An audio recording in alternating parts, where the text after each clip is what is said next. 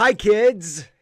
Actually, okay, David Colby, yes, I am slightly late. I don't see Dana in the chat, but if Dana was in the chat, obviously she would be saying TikTok Shives. I do have an excuse this time, if you want to hear it.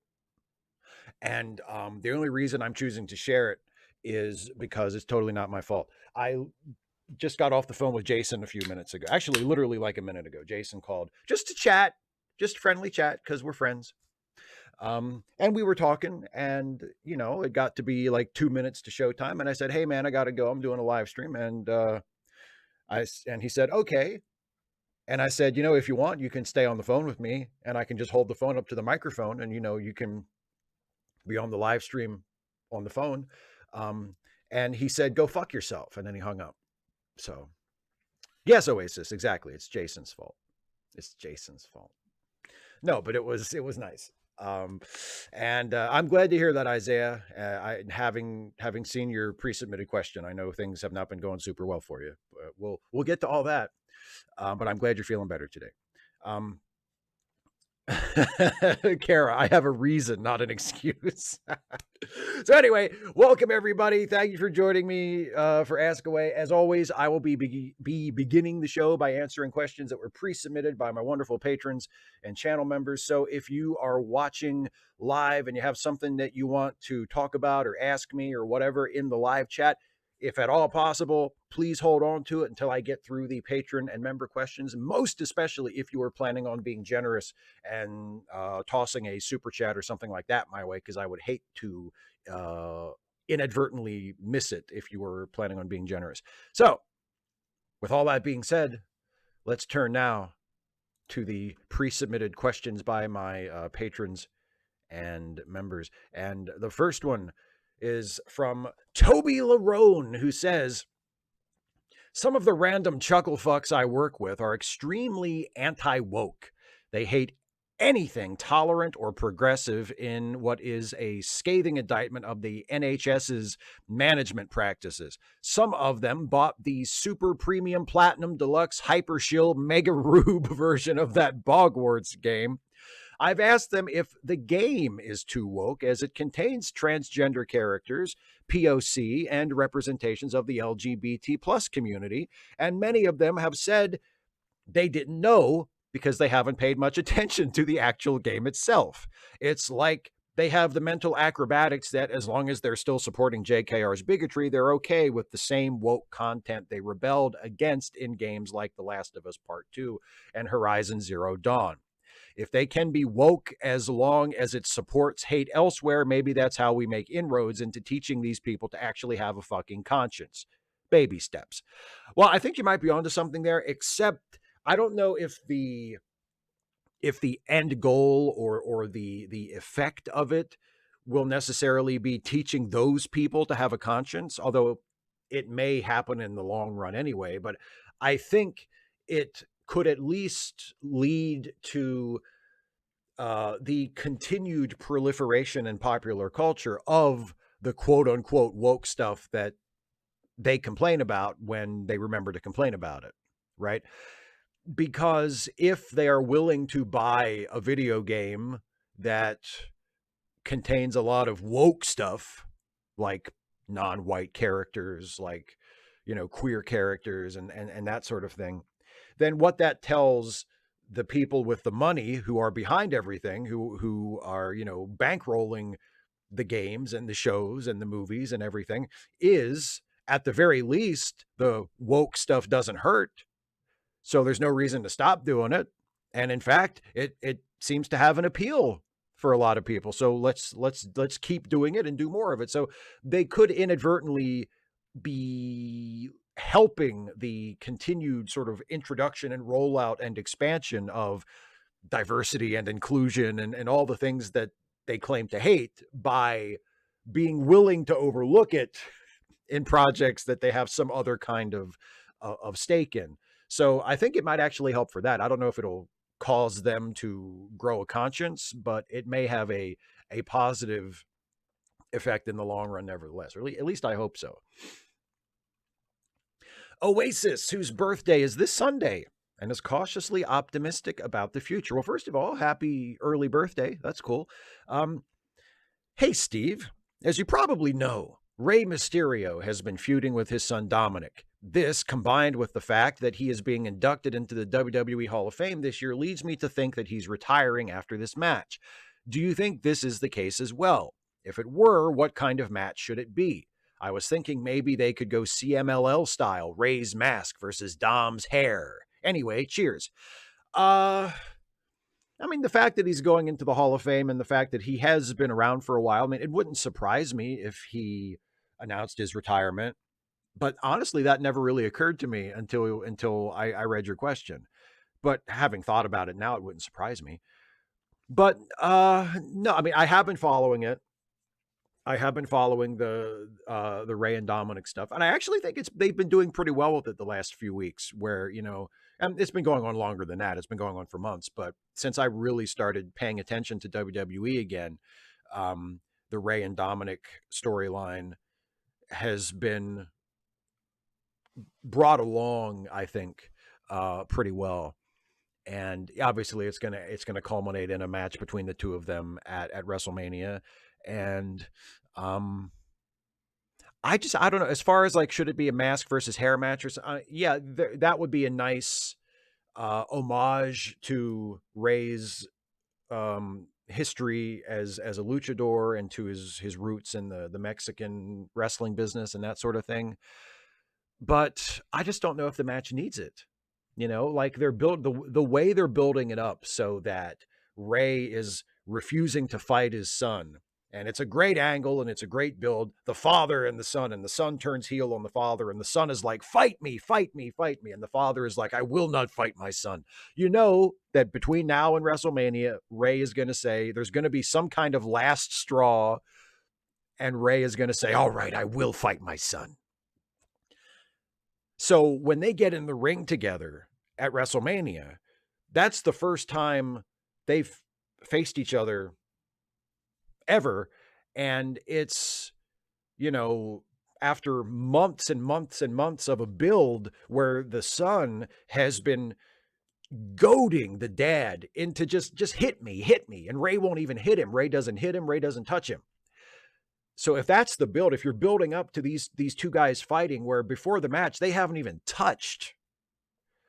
I don't think they've ever touched like as adversaries. I mean, Dominic has like pushed him and stuff, but Ray's never fought back. So like there's never been any kind of mutual like combat between the two of them. I think just a regular singles match is all you need. Like whether Ray wants it to be his last match or like I don't think you need the mask versus hair gimmick. I don't see why you would add that on when to me, just as a fan watching it, I think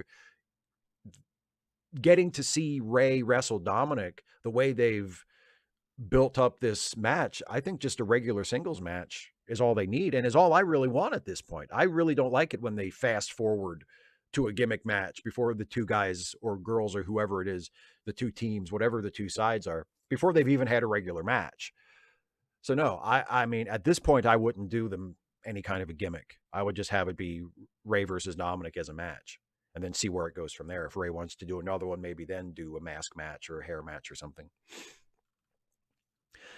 Kristen, I know you're a fan of Prodigy, and I want to love it, but one thing hangs me up. I feel like Rock has gone through a lot of trauma, which is not dealt with. She's clearly lonely, and the other characters know, but don't seem to care, except Janeway. Rock seems to be cured after Time Amok, but I feel like she should be even more traumatized now. At the end, when Gwen says, how long has she been alone? And Janeway says, too long, I was hopeful the story point would finally be explored, but just the opposite. This was the resolution. I really want to see these guys as a found family so I can enjoy the show which everyone else seems to like, but they aren't very kind to one another. Maybe I'm missing something. I'm curious if you have a take on this. Well, I mean, I guess I don't see it the way you're seeing it. I feel like we have seen scenes of the others being supportive of Rock after that Time Amok episode. I mean, it's not like that's not the only thing that ever happens. And it's not like a straight line where after that, everybody just gives her a big hug and never lets go. I mean, there is still conflict, in the group. And there are times when they don't get along, and there are times when they're not being supportive of Rock, or certain members are not being supportive of other members of the group. And that's just storytelling. That's just the way it goes. Um, but no, I mean, I certainly haven't gotten the impression that the other characters like were being cold to her, or seem like they don't care about her. That I If anything, I think after Time Amok, Rock has gotten a couple of moments, in the season that came after that episode, where she's been able to shine. Um, and the other characters have had the opportunity to see her shine and appreciate her. So I guess I just don't see it that way. You know, I thought the way they handled Rock was really, really well done, especially in Time Amok, and then afterwards. I thought the way that character growth and that character arc was carried off was quite good. So I guess I just see it differently than you do. And I do think they come across as a found family. Right? And that doesn't mean that they don't get along all the time. I mean, that they get along all the time. There are times when they don't get along. There are times when they're mad at each other. Uh, but I still think they come across as a very close knit group by the end of the season. Really, I mean, before the end of the season, which is one of my favorite things about the show, is that you do see these characters grow closer to each other, and after a certain point, you do sort of accept, or at least I accept, that they have come to care about each other. You know, so I guess I I don't know if you haven't watched the entire season, or if you just see it, very differently than I do. But yeah, I disagree. I disagree with your take on it, because I have uh, seen the show in a very different way than you have, I guess. So I don't know what else. I don't know what other explanation there is. Matt L, slightly cheating, as I have a comment and question in one. Whoever heard of such a thing? But I did forget last Ask Away to write. Overall, I agree with your second HP video, and I appreciate how balanced it is. Still planning to grab Used myself, speaking of the Harry Potter video game. Now for my question. Do you watch the Arrowverse at all? I really love your Best Superman Ever series, and I think Superman and Lois is worth a watch. To me, he truly captures a family man as Clark Kent is balancing his responsibilities as husband, father with that of world hero. Season 3 starts soon, and it may be the last due to the WB shenanigans. So have you seen it? Do you ever plan to? The only downside is some teen relationship drama because it's CW, but that's only 10% of the show. A solid 8 to 9 out of 10, at least for me. The Crisis on Infinite Earth episodes are good too, and mostly can be standalone since you know the supporting folks and story from the comics. Yeah, well, I have not watched all of the CW DC comic stuff. Of the individual shows that make up the Arrowverse, or have made up the Arrowverse over the years, the one that I've seen the most of is Supergirl. I was a pretty big Supergirl fan. I haven't even seen every episode of that, but I've seen most of that show, and more of that than the others. And yes, I have been watching Superman and Lois. I've seen every episode of Superman and Lois. I loved Tyler Hoechlin's Superman in Supergirl when he was first introduced. I love his take on the character, and I love that version of the character. And I think Superman and Lois so far has been a terrific series. I don't even really mind the CW teen relationship stuff. I think that's mostly been well done. That is not a problem with the show for me. And yeah, I think it's terrific. I like it a lot. And yes, season 3 has begun as I'm sitting here doing this. I watched the season premiere of season 3 a few days ago, and thought it was a very strong episode. A lot of promise, a lot of sort of setting things up for the upcoming season that will hopefully yield entertaining and compelling results. They had to recast Jonathan. So Jonathan, one of the kids, is played by a new actor, and I think they did a really good job easing him in, just treating it like not a big deal, because recastings happen from time to time. And the new Jonathan seems like he's going to be okay, just based on what little we saw of him in episode 1. And I think it's a terrific show. Like, I really think it's a terrific show. I've actually done a video about it. I did a video about it 2 years ago, maybe, after its first season, or maybe midway through its first season, because I know I talked about the first episode, and showed the clip of the flashback from the beginning with Soups in the Fleischer Brothers inspired costume.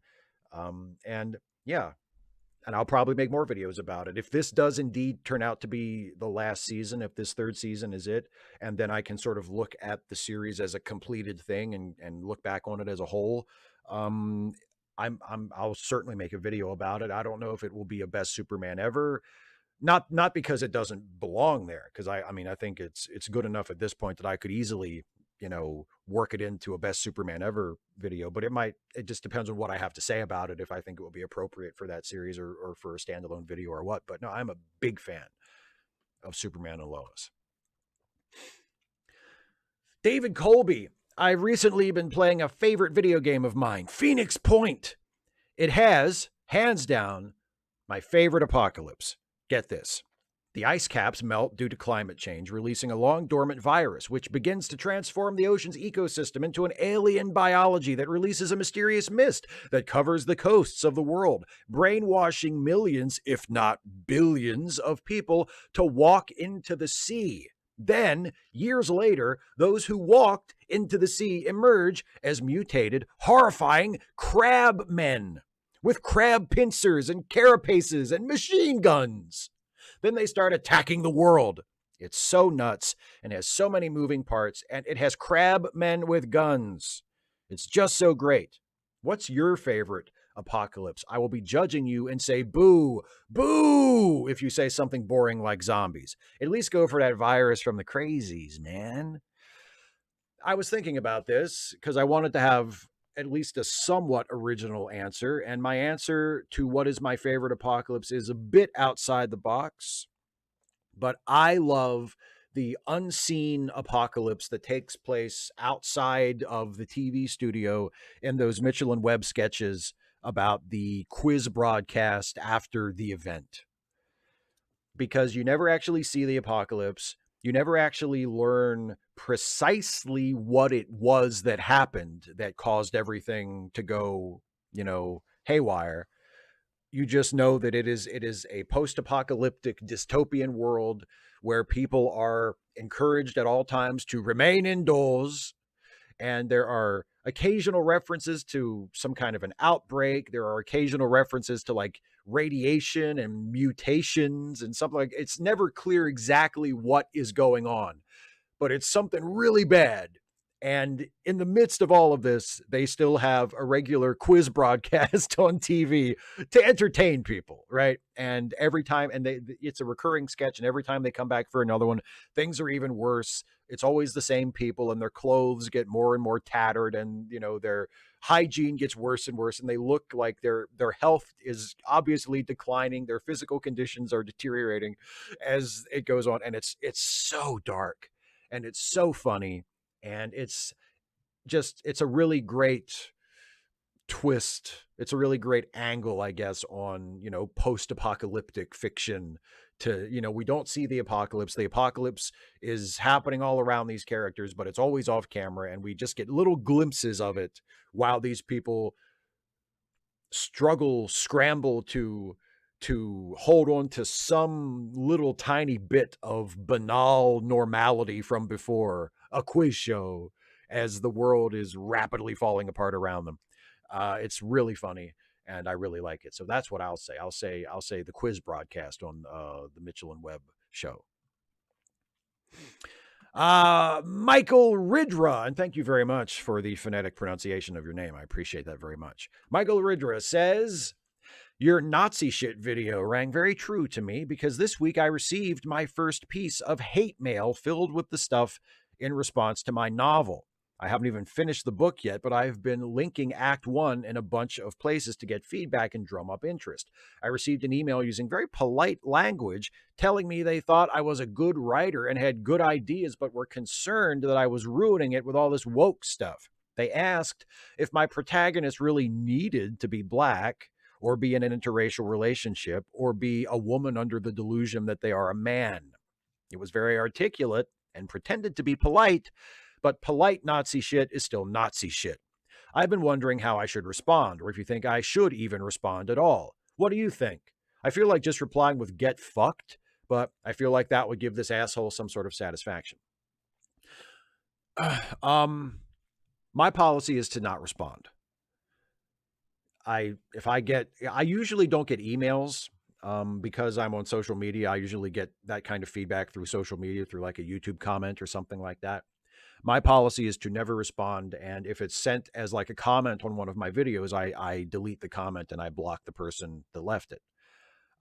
That's just how I deal with it, by not dealing with it, by not by paying as little attention to it as possible, by not giving them a response, by not giving them any kind of, mutuality at all. They have reached out and I have completely ignored them. That's what I think is the best way to do it. Because you're right. Just telling them to fuck off is almost validating for them, because they would think like, aha, that woke progressive lefty guy, he can't take any criticism. He's just a reactionary. All he does is, that real articulate guy. I thought you were a good writer and you told me to fuck off. Like, that gives him that. And at the same time, if you take the time to craft some kind of thoughtful response to him, that's just going to go right over his head. So that's going to be a waste of your time. And then it's going to start this engagement that this troll is then going to try to use to bleed you dry, and just continue to reach out to you and try to get your attention and try to get you to talk to him again. And it's just a waste of your time, a waste of anybody's time.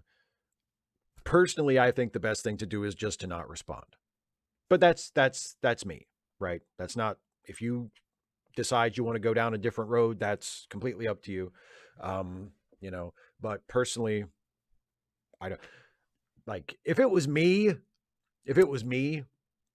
I would not even have finished reading the email. Like, as soon as because sometimes I'll get comments like this. I usually don't get emails, but if I get any kind of response and I'm reading it and I can sense that it's going in the Nazi shit direction, and it's not immediately apparent because it might be well written or polite.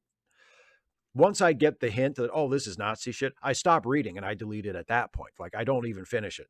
I don't even give them the satisfaction, not that they would ever know the difference, but I don't even give them the satisfaction or pay them the respect, I guess, of even finishing it. I'm like, nope, don't need to finish this. Fuck this guy. Off to oblivion with it. It goes. So that's what I would suggest. Just ignore him. Just delete it. Forget you ever got that email, and don't give him any response. But you do as you will. Agent Meister, the physical manifestation of destiny. Interesting. Peldor Joy, Steve. Okay. If you were invisible for a day, what are the 3 things you'd want to do the most? I was going to ask you for 17 things,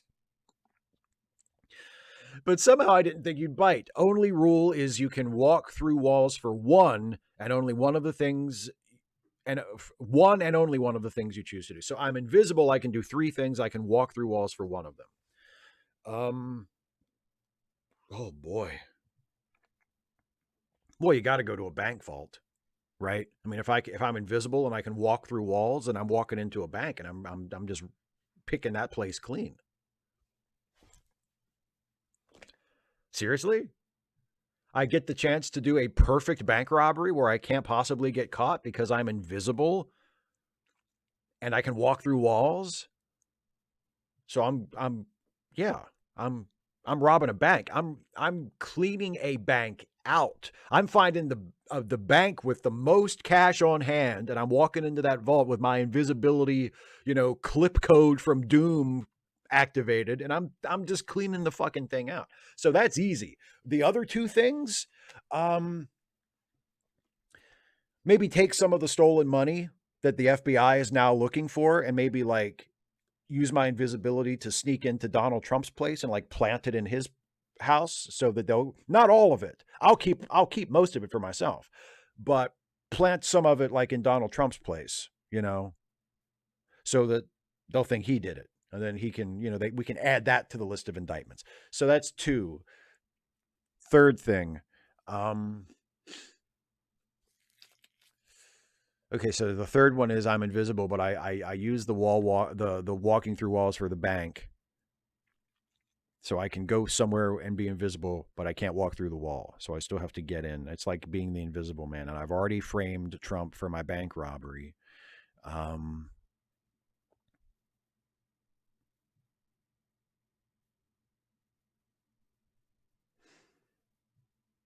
I don't know, maybe like go see a movie or something. Sneak in without buying a ticket. Something mundane that I think I would like. Or maybe like just go for a drive and I'm invisible so it looks like the truck is driving itself. You know, just freak some people out. Something like that. I don't know. Go to the park and like just randomly push people into the lake. Or like go to the park and like pick up somebody's baby out of a stroller and like just hold it over the water and then be like, I'm just playing. I'm not going to throw your baby into the water and then put the baby down. You know, just have a little fun with it. John Burns, at a recent writers' conference, an author was selling a book called Too Dumb for Democracy, looking at the history of China. Would you say that they're too ignorant for democracy? It's weird that you like, of all the countries in the world, China. I would try not to essentialize, and I would try not to generalize about the people of China and their intelligence or their suitability for democracy. But I would say there's nothing about the history of China or Chinese culture or what I perceive to be the general intelligence of the people of China that has led me to believe that they are too ignorant for democracy. I think that's a really condescending thing to say. It sounds a lot like, you know, when people say like, oh, you know, people in those Middle Eastern countries, you know, they're not suited for democracy. They need a strong man. They need to be ruled by an iron fist because it's just the way they are. They wouldn't be any good for democracy. It's like a really, really condescending elitist attitude. So no, I do not think China is suggestive that the people are too ignorant for democracy. No, if anybody, if there's any major country in the world that has proven itself to have a large population that is too ignorant for democracy, I mean, at least we Americans don't have to look very far because it's right here. We don't need to be looking. I don't know how things are in Canada. Things seem, I mean, just look from the outside looking in, it seems like Canadians have their shit together at least a little bit better than we do. But you know, no, I do not think it would be, I don't think it's, not only is it unwarranted, it's also completely unnecessary to be looking at China. Like, I wonder which people are too ignorant for democracy. Hey, China, like you don't need to go anywhere close to that far. You know what I'm saying? Manuel Paternosta. Hey, Steve, first of all, thanks for all your great content. I enjoy not only the Star Trek related stuff, but also the political and social topics you cover. I'm a longtime watcher, but only recently joined your Patreon community. Well, welcome, Manuel. Thank you very much. Glad to be a part of it. Now to my question. I know you said in the past that you do not want a Deep Space Nine continuation series like Picard is for TNG. However, if you would be the showrunner of a hypothetical new DS9 series, which stories would you tell? What would your approach be? Which characters would you focus on and why? Also, what would you think if O'Brien would be part of season 3 of Picard, especially if he would have a meaningful part and not just a cameo? Thanks again and have a nice day. I mean, if we're just imagining that O'Brien would have a meaningful part that would be good, then I guess I would have no objection. Like, because that's kind of my rule. Like, as long as it's good, you know, all other bets are off. All of my usual complaints are kind of canceled out if it's, oh shit, but it's good, you know. So if we're imagining that O'Brien would be in it and it would be good, well, okay. But, you know, you're kind of building the answer into the question in that case. If I were, okay, I have no ideas for what a new Deep Space Nine series would be. It's not something I remotely want to see. It's not something I'm remotely interested in. Deep Space Nine is my favorite Star Trek show, and it's over. It's done. It's a finished work, and I would like for it to stay that way. The only idea that I have, and this is really just like a starting point for a character. I don't know where it goes from here. I don't know what the show is about. I have nothing other than this. But I think if I were doing a Deep Space Nine reunion series and I could get Avery Brooks to come back to be Cisco, I would have Cisco have returned from the wormhole years and years and years ago. And he's just been back this whole time. Instead of, because everybody has an idea about, well, you got to do Deep Space Nine, and the first part of it is we have to have Cisco come back from the wormhole, and we have to explain where he's been all this time, and have to blah blah blah. Fuck that. He's back. He's been back for 15 years. He's out of Starfleet. He's quietly retired. He's living on some planet somewhere, running a restaurant. Him and Cassidy are still together, but she's out, she still is the captain of her own ship and she's out doing stuff. Cisco kind of lives quietly to himself. His son with Cassidy kind of stays with her because he's grown up now too. So he works with his mom on the ship and they're out doing their own thing most of the time. Occasionally Jake will stop by and see his dad at this, distant colony where he lives, but he stays out of history's way. He stays out of, he doesn't make any waves. He doesn't make any noise.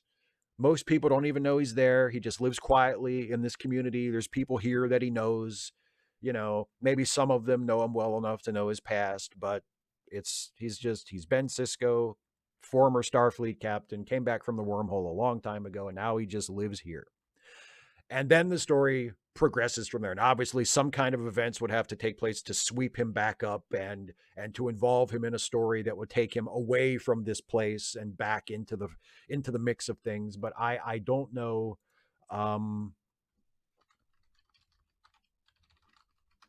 But I don't know specifically what that would be. But that is my idea, to just skip all of this, oh God, all of this bending over backwards and be like, oh, what happened to Cisco? And how will we reintroduce him? And what has he been up to in the wormhole all these years? And why has he been gone so long? Blah, blah, blah. Okay. He wasn't gone that long.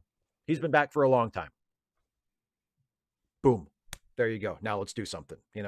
That's my one idea. I have very little else, as you can tell, beyond that, but that's my one idea. General Contact Unit Problem Child. Is it possible to write an alien as truly alien in their thinking, i.e. not just as a human in a different skin, and still have them be a relatable character?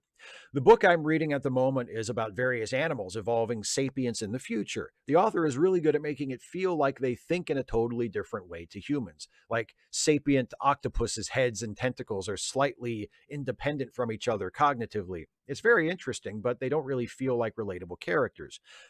P.S. on a related note, I know you hate it when franchises go out of their way to explain stuff that's obviously been done for budget or narrative, so I thought you might like this joke from one of Ian Banks' sci-fi culture novels. One character asks another, why are there so many humanoids in the galaxy? The other character thinks and says, well, there's so much alcohol in the galaxy, someone has to drink it. After that, it never comes up again in the entire series. Yeah, I like that. That's clever. That's you sort of nod in the direction of it, and you use it to make a joke, and then you move on. That's cool. Yeah, well, that's the thing, like about the aliens thing. If you are able to write a character that is truly alien, it will be difficult to relate to, because that's part of what alien means. So I think the better thing to do, if you are a storyteller and you want to create alien characters and have them be different than humans, as you say, have them not be humans in different skins, but have them be different clearly and meaningfully from humans, but also have them be relatable, is you can't go too hard on how different they are. You just have to imply that. You just have to suggest that. There's one of my favorite moments from Babylon 5. And it's a really, really quick, brief character moment between, I know it's Lanier, Bill Mumy, as the Minbari. He's like the assistant, the attaché to Delenn. And I think it's Marcus, the Ranger, and they've gotten into a fight, right? And not with each other, like they've had a bar fight and they've just kicked everybody's ass in the bar, right? And everybody's knocked out or whatever, and it's the aftermath. And Marcus puts his hand on Lanier's shoulder, like as an act of like friendship or camaraderie. He puts his hand on Lanier's shoulder, and Lanier turns on him and shrugs him off and looks at him like really, really sharp and really serious, and says, "Do not touch me like that. You might think that we are like you, but we are not like you. And Marcus is like, whoa, sorry, like got a little too comfortable. And it's just that suggestion that even though they look similar to us, even though we have a lot in common, even though and even though we, like as the audience, can invest in them as characters and relate to them, there are things about them that maybe we don't see or don't understand or don't come up that often. But just so you know, we're not the same. We are very different than you are. You know, I think something like that. Obviously, not that exact thing every time because that would get repetitive. But something that accomplishes the same thing, that lets the other characters know and lets you in the audience know these guys are different. They might seem like they're the same as the humans, but they're different in really, really meaningful, important ways. And we might not see what those are all the time. We may never see exactly what those are, but just know that that's a thing. I think that's a better way to handle it than to go all in on look how alien and different they are to the point that you can't relate to them. Shazy, good evening, Steve. I'm a passive index investor, meaning that I have bought stocks that try to match a given market rather than attempting to beat it, as the latter has been proven time and time again to not be as effective. The logic behind passive indexing is to diversify as much as possible while keeping your costs low, since it has been historically proven that the stock market, while it has dramatic ups and downs, ultimately goes up in the long term, having survived multiple severe crashes, not to mention 2 world wars. However, I'm having a crisis of conscience, as the idea that the stock market always goes up presupposes that the world we live in has infinite resources, not to mention that profit-driven enterprises are largely responsible for aggravating climate change and income inequality. I was wondering if you yourself invest your money, and if so, how you reconcile the need for financial stability with having to participate in self-destructive capitalism. Thank you. I do not invest. I certainly don't invest in the stock market, mainly because I don't have enough disposable income to make any kinds of investments like that would yield a meaningful return. Um, so I don't. So I have no advice for you. Although I will say, uh, I mean, as long as you are a conscientious person and you are trying your best to make responsible investments, not just responsible in terms of responsible, like financially responsible, but responsible in terms of like what companies you're supporting, that sort of thing. I really don't think you have anything to worry about, because as people often say correctly, there really is no such thing as ethical participation in capitalism. Like, we're all kind of stuck with it, and you are going to either directly or indirectly get your hands dirty at some point. You can't avoid it. And that doesn't mean you shouldn't care about it, or that we shouldn't want to change it. But on a day-to-day basis, if you're just living your life trying to earn some money to pay your bills and keep a roof over your head or save for retirement or whatever, I don't think it really does you or anybody else any good to hand wring about that too much.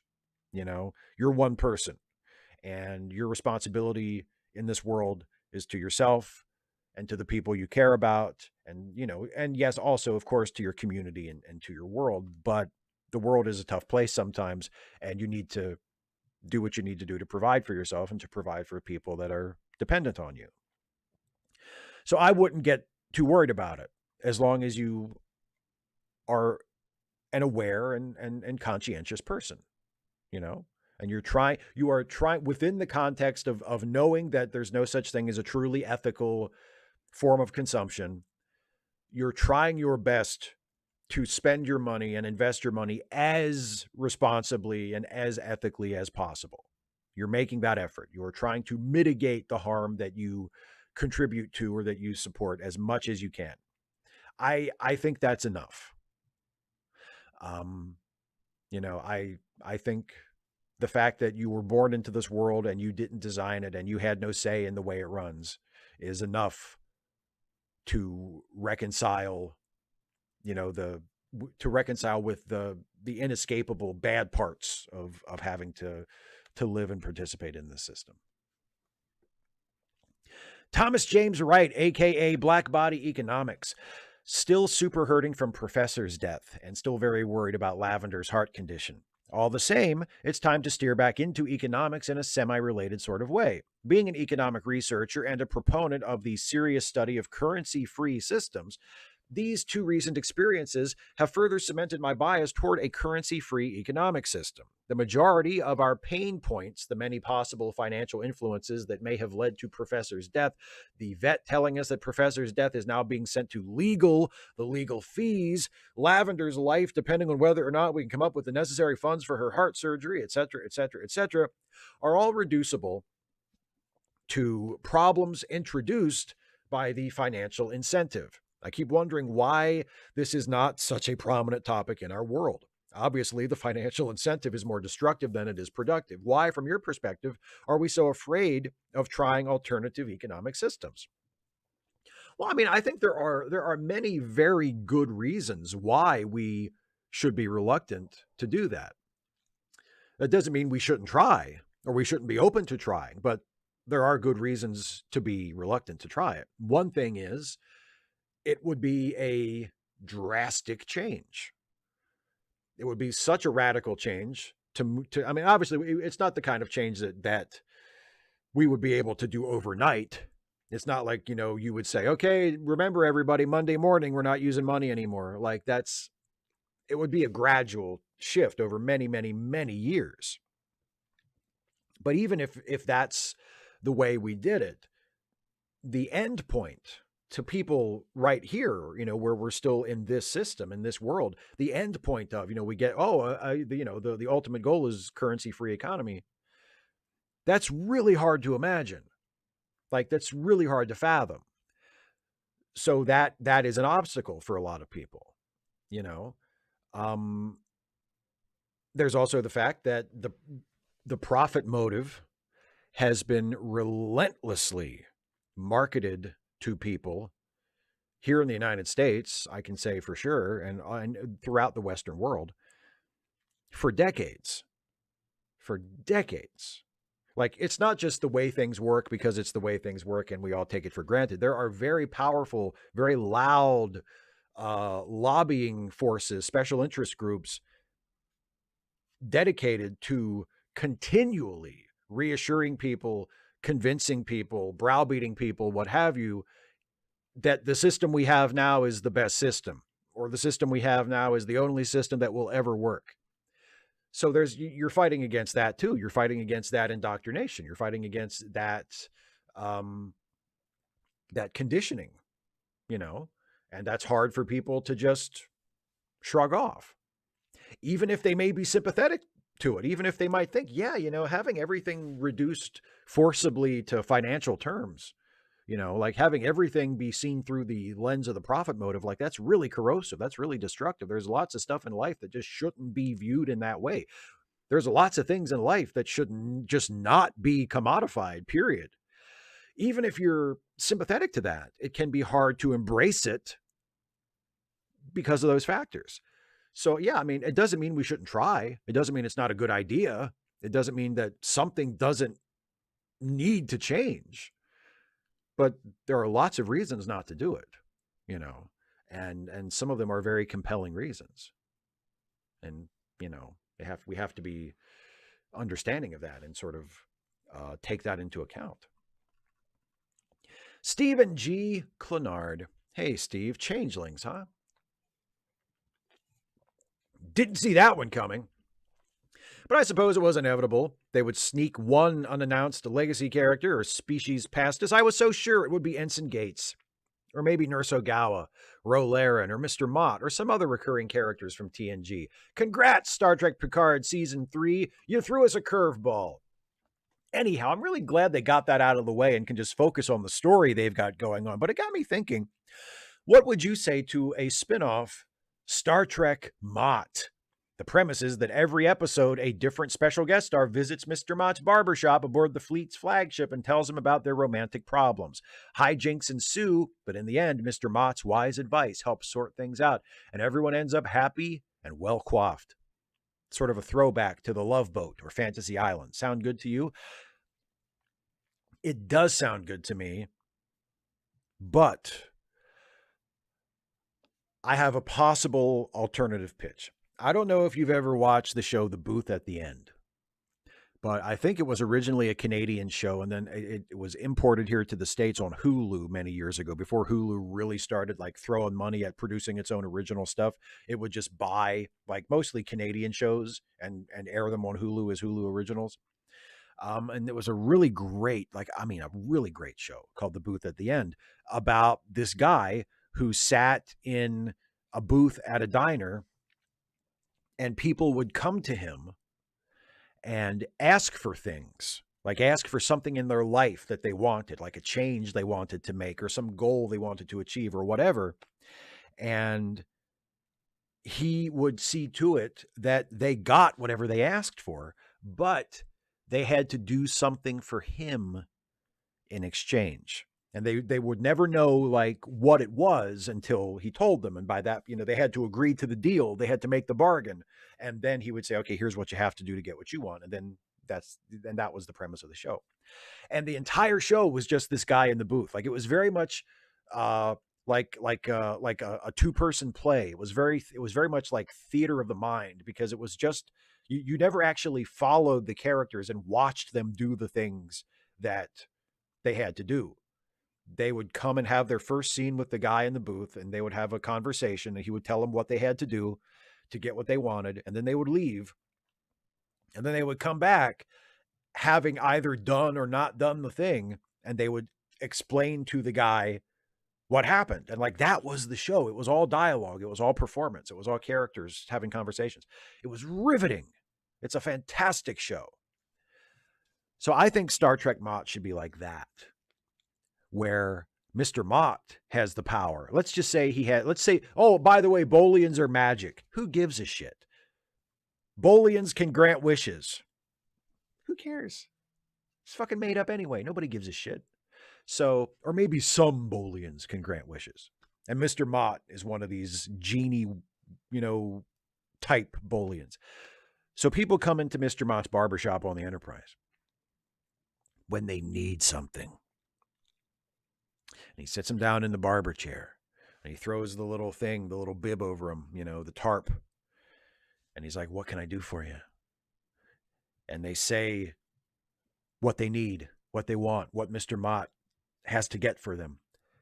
And he always says, yes, I can do that. But in exchange, you have to let me choose your haircut. And you have to agree to wear this haircut that I choose for you for the rest of your life.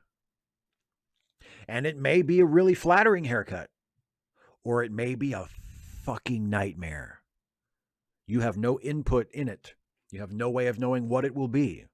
But if you agree to let Mr. Mott do whatever the fuck he wants to your hair, and to keep it that way permanently, then he will grant your wish. See, I think that should be the show. Oh, and by the way, it's a comedy. Isaiah Taylor says, had a really rough week. I was accepted to work on a film project in my neighboring state of Georgia when I said something that got me kicked off the project. I think I made a comment in a lull between filming about me having issues or stalking of women. Understandably, they removed me from the project. Then a couple of days later, I said something nasty to another filmmaker on her Instagram page when she was only trying to be my friend. On Wednesday, I came the closest to taking my own life that I had been in a very long time. I feel like my behavior is pushing people away from me, people that I may need to work for in the future. The girl I was mean to doesn't want to be my friend anymore. I told her I hated her, no good reason. I think in addition to autism, I may also have some form of bipolar disorder. I've once again reached out to my therapist for assistance, and I will be meeting with her next Friday. Please keep me in your thoughts. Thank you. Well, like I said at the beginning when I saw you in the live chat there, Isaiah, I'm really, really sorry to hear about all this. I'm glad you're okay. And I'm really glad to see that you have reached out to your therapist, that you have taken responsibility for yourself and your health and your well-being, and you've recognized that something is wrong, that something needs to change, and you're taking steps to make that happen. So I'm proud of you for that. I'm very happy to hear that. I'm really, really sorry that all of this happened. I'm glad to hear you said in the chat earlier that today was better. You're feeling better. I'm really glad to hear that. I hope that continues. I hope that is a trend that goes on and you continue to feel better. And I hope when you meet with your therapist, that is helpful as well, and that yields some, uh, strategies that you can use to improve things. And thanks for sharing with us. Thanks for reaching out. Thanks for being part of our community here on my channel and on Patreon and whatever. Thanks for being part of all this. And good luck. I don't know what else I can tell you, buddy, but I'm glad things seem to be moving in a better direction. The Thinking Cat. With news that Discovery is ending in the next season, if you worked for Paramount Plus, where would you set a new show with no links to currently running series? As the three I think about are the 80 years between Undiscovered Country and Encounter at Farpoint, the early Federation Romulan War, and the pre-World War III eugenics wars and Gary 7. Would love to hear your ideas on the subject. Yours, TTC. Well, I mean, I think the most important detail in your question there is a new show with no links to any currently running series. As long as that is baked into the premise, to me, it doesn't matter when you set it. You can set it in any era of the franchise. You can set it in an era that we've seen before. You can set it in one of the sort of dark periods, like you said, the era between the movie, the end of the classic Trek movies and the start of TNG. Some other era that hasn't been explored, or you can set it during TNG, or you can set it during, set it in the same era that Star Trek Picard is taking place in right now. If you're doing it as a standalone show that is about its original characters and their original stories, it doesn't really matter. Like, personally, I have always liked the classic Trek movie era for the aesthetics, because I like the way the ships look. I love the uniforms. I love the big red, the maroon monster uniforms are my favorite Star Trek uniforms. And I really like the updated version that we caught a glimpse of, that the older version of Captain Pike wore in the last episode of season 1 of Strange New Worlds. I thought that was a really cool way to bring that uniform design into the current aesthetic, of like the present day shows in the franchise. So just for that very superficial reason alone, if I was doing a show, I would set it somewhere between, let's say, Star Trek 2 and Star Trek 6, like somewhere in that interval. And like I say, it wouldn't matter. The show I would do, it wouldn't matter what year it was. What is it, 2285? Yeah, sure, whatever. Is it 2293? Yeah, I guess, whatever. It doesn't matter. It doesn't matter. Because it would be about itself. The year and the era would be the background, would be the setting. It wouldn't be about that. It wouldn't be about doing callbacks to other stuff other than the very, very generic sort of background radiation of it being Star Trek. So I would do something like that. I would set it in like the TOS movie era at some point. But you could also set it during the era that Star Trek Picard is set in, the early 25th century. That's fine too. Like, it really doesn't matter to me, as long as it's an opportunity to do a brand new, original, standalone Star Trek show that isn't about picking stuff up that was dropped 25 years ago in another show, that isn't about legacy characters and Easter eggs and callbacks, that is about doing its own thing originally, right? Like, then it doesn't matter what era you set it in. You just make your show. And like, as far as your ideas, yeah, the interval between TNG and Undiscovered Country, yeah, that, you could do that. Early Romulan Federation War, I don't give a shit about the Romulan Federation War. I don't care. I'm not saying that you couldn't set a show during that period and have it be good, but the premise in and of itself doesn't interest me. I don't give a shit about the Federation Romulan War, or the Earth Romulan War, I guess. Like, who cares? I don't care. I don't care. It's backstory. It's extremely vague backstory. Oh yeah, there was a war at some point, and we couldn't see the Romulans because they used remote control ships. Oh, okay. And the Gary Seven thing and the eugenics wars, that doesn't feel like a Star Trek show to me. You know, a Star Trek show is in the future and it's in space. I don't give a shit about a Gary Seven show. I don't give a shit about the eugenics wars. Again, it's backstory. It happened. Like, it happened. It's not happening. It happened. So I don't give a shit about that. But yeah, standalone series. For me, it would be set during the TOS movie era. Dana, what are you learning? What would you like to learn? Why?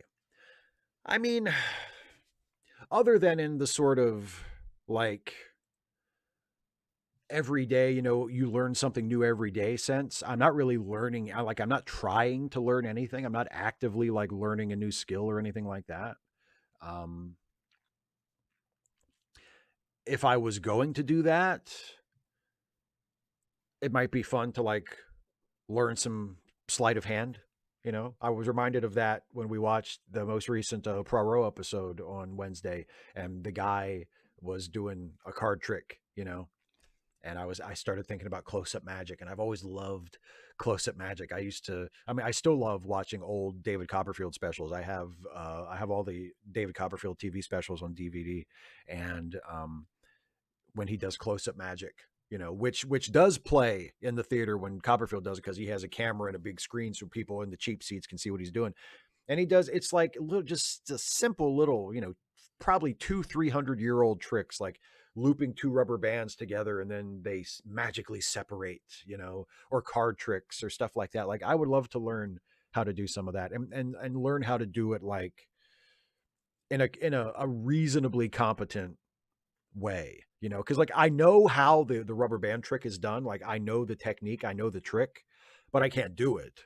Like, because it takes thousands of hours of practice to get the technique just right, so it's smooth and seamless and nobody can tell how you're doing it. But yeah, I mean, if I were going to really commit myself to learning like a new thing that I don't know how to do, it would be something like that. But I don't know if I'm ever going to do that, because I don't know if I want to do it that bad. And also, like, that's like a huge time commitment, but it would be something like that for sure. I love to learn how to do like close-up magic. Wolfie Basach, disclaimer: the names in this question have been changed to protect the extremely unreliable. Hi, Steve. I'm writing this week's question from a diversion point of two alternative realities. To explain, my boss wants me to stay behind tonight and paint the works flower boxes, a job I'll perform with such skill that praise from above will be forthcoming, even if it means missing this week's show. Unfortunately, all this depends on whether or not Big Dave turns up with the paint. Big Dave is a bloke who is thought by some to work for our company, although many people don't believe in him and think that he's merely based on myth. His job is to fix the rinse pumps, calibrate the fridges, check alarms, turn up with paint, etc.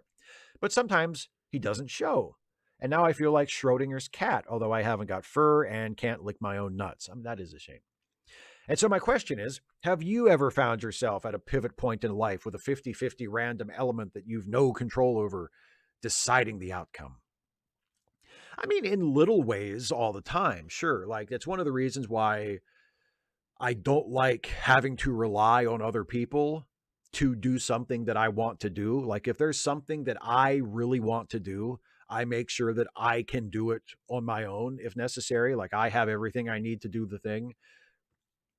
That way, if there's another person involved and they can't do it or can't come through for whatever reason, like, I can still do the thing. Like, I have a real hard time relying on other people to the extent that if they aren't able to hold up their end, then the thing doesn't happen.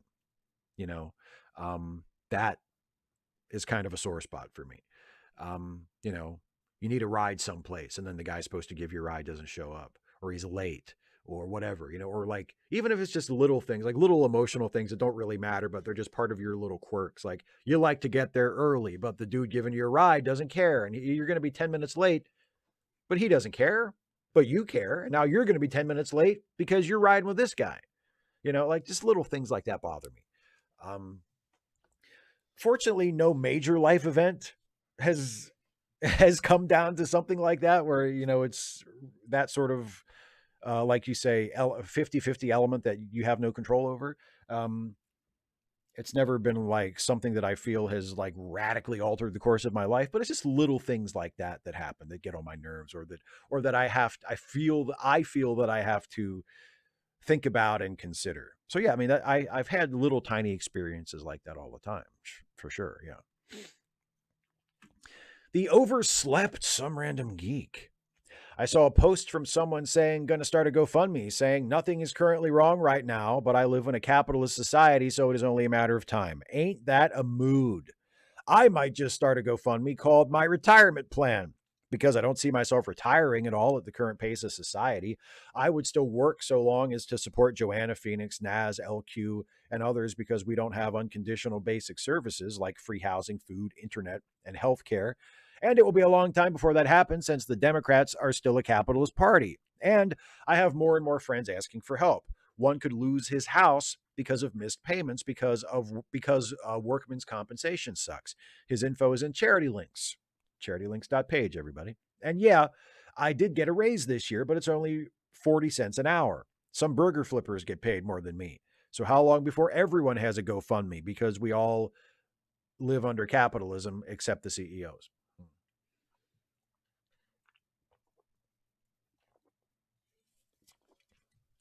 I mean, you're right. It does feel like things are going that direction, doesn't it?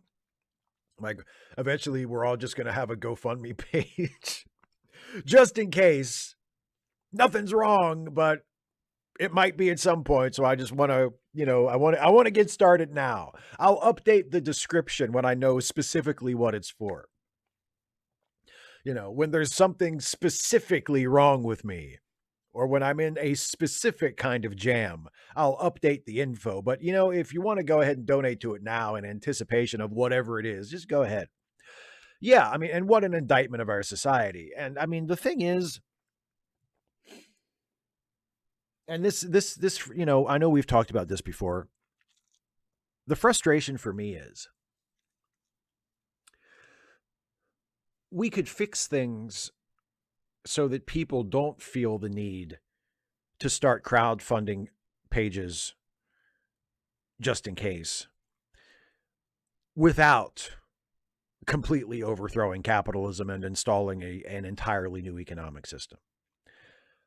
Like, there may be benefits to that, and that may be something that needs to be done at some point. But even under a capitalist system, you don't have to have people starving. You don't have to have people worried that they won't be able to keep a roof over their head. You don't have to have people worried about how they're going to pay for necessary health care, that if they don't get it, they will die or their kid will die. You don't have to have people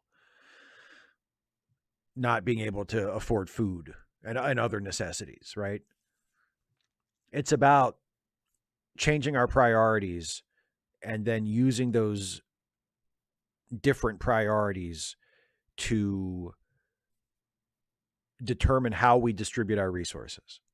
Like, if you look at money as a resource, which in our current system it is, it doesn't have to be, like the earlier question suggested. We could eventually transition to a radically different economy that doesn't work the way it works now. But even in one that works the way it works now, money is a resource.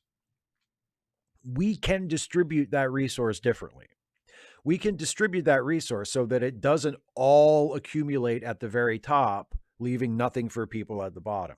We can distribute it so that the people at the bottom who are in need have enough to have what they need, and more than what they need, have enough to live comfortably, not lavishly, but comfortably.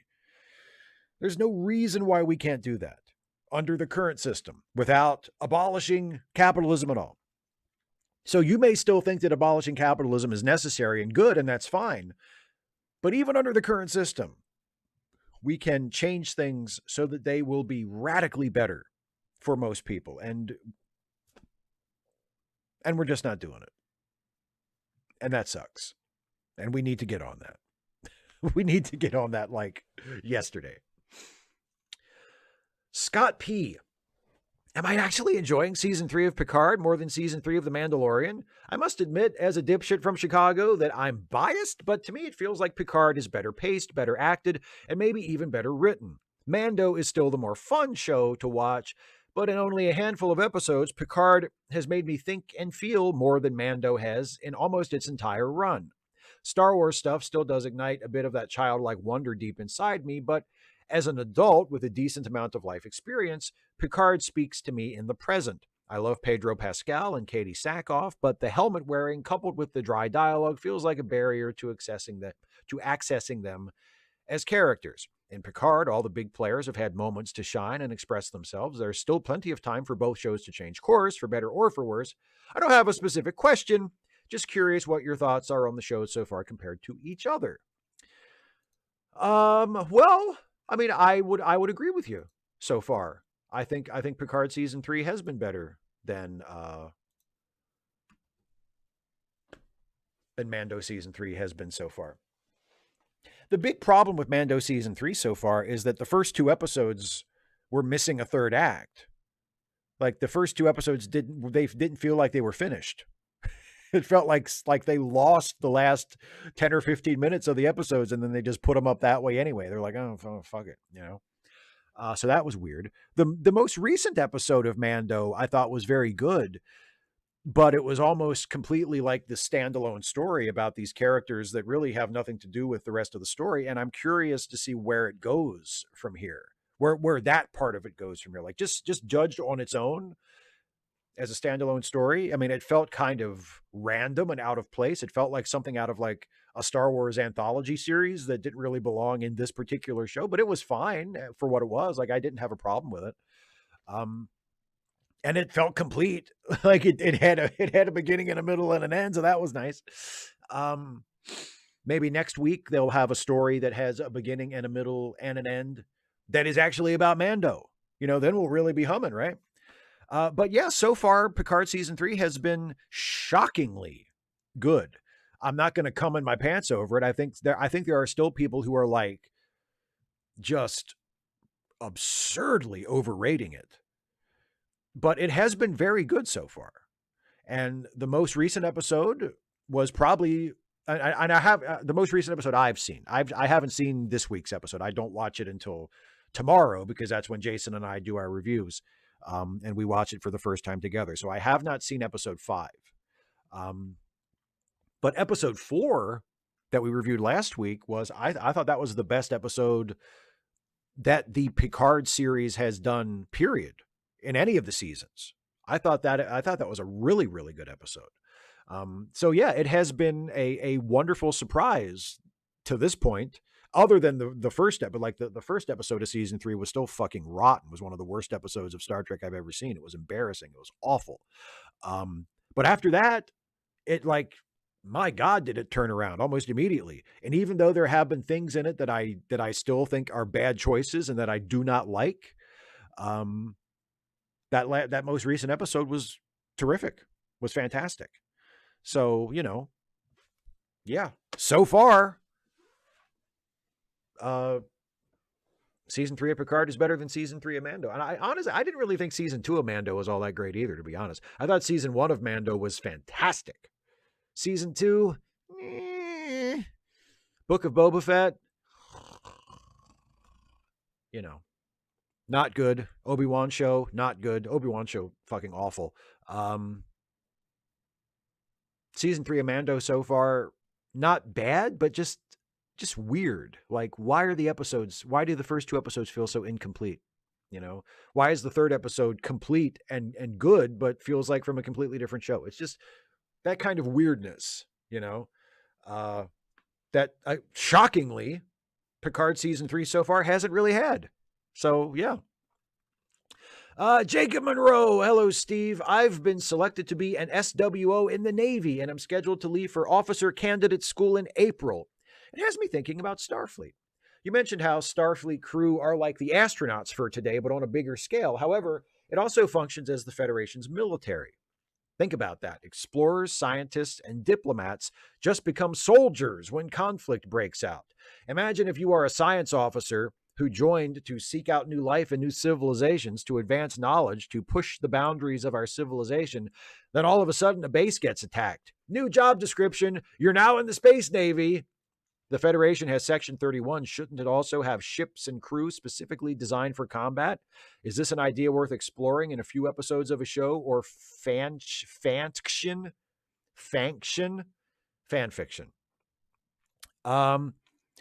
Possibly. I mean, they kind of toyed with that a little bit in the latter seasons of Enterprise with the Makos. But yeah, for the most part in Star Trek, it's been treated as though Starfleet is, they go out of their way to say, no, Starfleet's not a military organization. You know, it's a scientific and exploratory and diplomatic service. It's not the military. But then whenever there's a war, who fights the war? Starfleet fights the war. So I think it's kind of a military. And I think that's I mean that's done for simplicity's sake. You know, if you want to tell a war story in a Star Trek episode, you want your characters who are in Starfleet to be involved in the story. You don't want to bring in this whole new group of people, and you don't want to make it too complicated. I'm a big proponent of not making the world that your story takes place in any more complicated than it needs to be. So while it might make more sense from a real world perspective to assume that there's like another branch of uniform services under the Federation that is more explicitly militaristic and is, you know, the service that is actually called in to fight the wars, like, unless somebody wants to do an entire show just about that, there's really no reason for a typical Star Trek show centered on Starfleet to fuck with that, because it's just a complication. It just makes things more complicated than they need to be. But I mean, realistically, yeah, you know, like, we don't send the Peace Corps to fight wars. We have a military for that. So presumably the Federation in real life would have something similar. And yeah, I mean, like, if somebody had an idea, you say a few episodes of a show. I think a few episodes of a show would be a bad idea because, again, it just introduces a complication. But if somebody had an idea for like a series about this never before seen, more militaristic service in the Federation, whether it's like a separate branch of Starfleet or whether it's like a whole different uniform service, like the Federation Armed Forces, and that's the show, you know, and they're going to incorporate that on an ongoing basis into Star Trek and have it be a series that's just about, like, that might be something if somebody had a really good idea. Although, again, like, naturally, I'm just not that compelled by war stories in Star Trek, even though there have been some excellent ones. Like, generally speaking, that's not what I'm here for. But I think a few episodes might not be worth it because, again, it just makes things too complicated. But yeah, I mean, a fan fiction or something, sure. If you have an idea, if you have a good story to tell involving that, yeah, I think it has potential. Maybe it has potential. And finally, last patron and member question from Black Cover 95. What Star Trek episode is the Ensign's Log 127, The Lap of Luxury, supposed to take place during? The description didn't say, and the episode itself gave no clue. I was actually able to consult with Jason about this when I was speaking to him on the phone earlier before the show started, and we both agree that we have no idea and we don't care. I mean, I know that's not the answer you're looking for, and I apologize for being like sort of a smartass about it, but there's nothing in that Ensign's Log episode that ties directly in to anything that's happening on TNG at the same approximate time. I don't think we even discussed it. Usually when Jason and Dana and I are getting together before we record the Ensign's Log, Jason will tell us, he'll be like, okay, it's star date, blah, blah, blah, blah, blah, blah. And we are in The Best of Both Worlds Part 2, or what, like, he'll tell us what the TNG episode is that is occurring at the same time as our show. He didn't do that for The Lap of Luxury because it didn't matter, because it had nothing to do with our show. We weren't on the Enterprise. We weren't going to make any references or any jokes connected to anything happening on the Enterprise. We are completely off in our own world at this point, having an adventure that is disconnected, has no direct connection to TNG for the moment. We're on the planet of the Orion Syndicate, and we're having our story unfold there. So it doesn't matter what is happening on TNG at the moment. And I apologize. That's not the answer you wanted, but from Jason, the creator of the show, and from me, one of the co-stars of the show, we don't know, and it doesn't matter to us. So take that as you will. All right. Now, before I turn to the live chat and see what's going on with everybody and hang out with everybody in the live chat for the rest of the show, this is the time where I premiere a brand new Stuffy and Friends short. So I guess I'll do that. So everybody, please watch for the next minute and enjoy this brand new Stuffy and Friends short.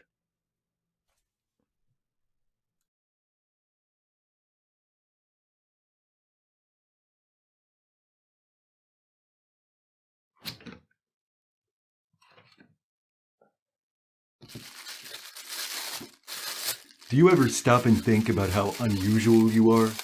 You mean because of my rare, perhaps even unique combination of wit, ethical clarity, and raw, almost overpowering sex appeal? No, I mean because you do things like freeze your peanut butter sandwiches. Of course not. Frozen peanut butter sandwiches are awesome. Right? But most people don't eat them that way. Hence, unusual. I don't like to think of it like that. I prefer to put the focus on other people and the fact that they're all doing it wrong.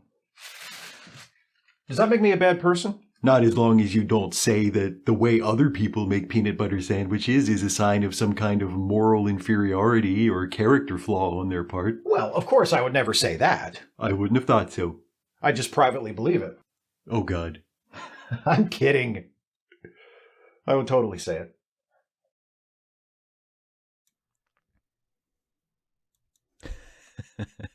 I hope you liked it. I like that one. That's one of my favorites of the recent Stuffy and Friends shorts. So yeah, so that will be up as a standalone YouTube short in square format on my channel tomorrow at noon Eastern. But you all get to watch it in its entirety in full frame version on Ask Away. So thank you very much, Nate. Well, look at that. I'm not by myself. I'm not the only one who loves frozen peanut butter sandwiches. I have a frozen peanut butter. It's not quite a sandwich. I did, before I started the show, I put peanut butter on, just not as much, not great gobs of it that I would use to make like a full sandwich, but I just put some peanut butter on 2 slices of bread and squirted some honey over both pieces. And I put those in the freezer. So I have that little snack waiting for me when I'm done with the show tonight. So yeah. Okay. Hi everybody. Questions. So there's a super chat from Isaiah. Thank you very much, Isaiah. Isaiah says, I think I may have borderline personality disorder as opposed to bipolar. And I self-diagnosed myself after watching the 1993 movie The Crush, in which the main character stalks Carrie Elwes. I'm not sure if that's the most sound method clinically speaking, but then again, I'm not a medical professional, so I don't know. But I would highly recommend bringing that up with your therapist.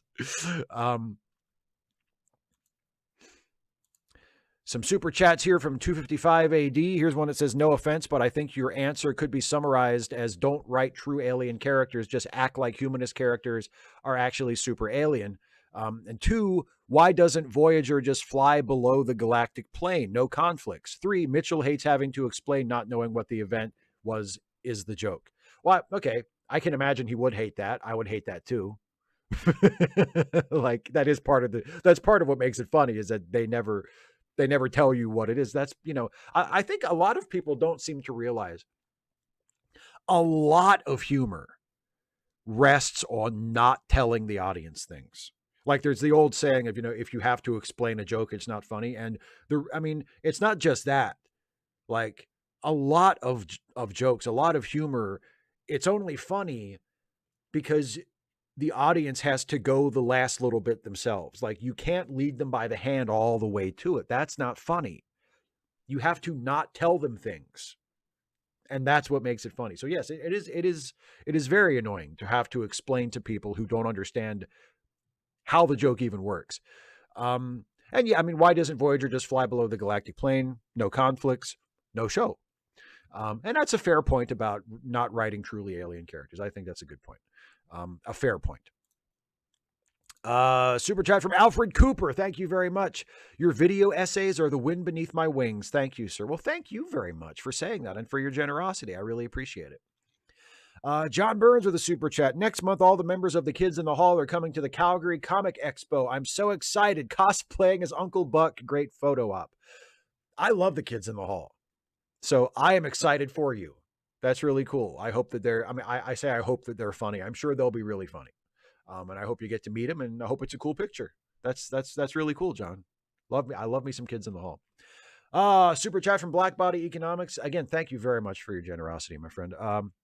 Steve, I'm a bit embarrassed to ask. I edited my queue earlier this morning, unsure why the original submission is what came through. Still, thank you for your response. Would it be horrible to ask you to check for the edit? Sure, I'll check for the edit. Let me see. Yeah, I think I pasted your question into my script probably not too long after you submitted it, and I didn't go back and check to see if it had been changed. So I will look it up right now and see what the new version is. Let me see. Let me find it.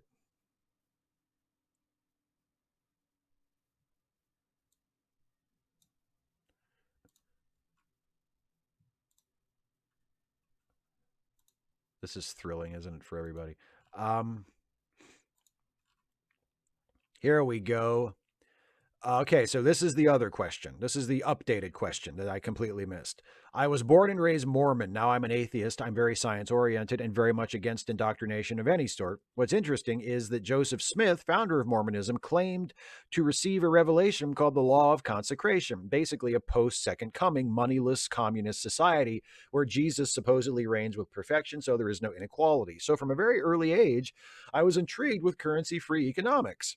Later, Roddenberry's Star Trek and Banks's culture novels reinforced the intrigue. So for 6 years now, I've been studying econ, psych, physics, and I've been building socioeconomic simulations. What's crazy is how few academicians are willing to review my research and don't dismiss it outright. I just don't get the resistance. No investor wants to fund moneyless research. There's no ROI. Well, obviously, from your perspective, why is the Gen Pop so terrified of investigating alternative economic systems, and what do you imagine could change that? So basically the same question, but with some new context in it. And what do I think could change it? I guess just continuing to push against the resistance, continuing to talk about it. Continuing to try and change it in small ways. I don't know what else we could possibly do about it.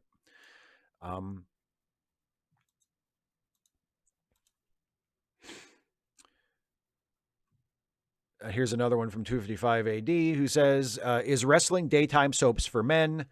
Does it surprise you to learn Banks signaling it was just a narrative choice didn't stop his fans speculating? Well, no, that part doesn't surprise me at all. No, it doesn't surprise me that fans would continue to speculate about something. Even, there are certain people, there are certain fans who that's the way that they are fans of things.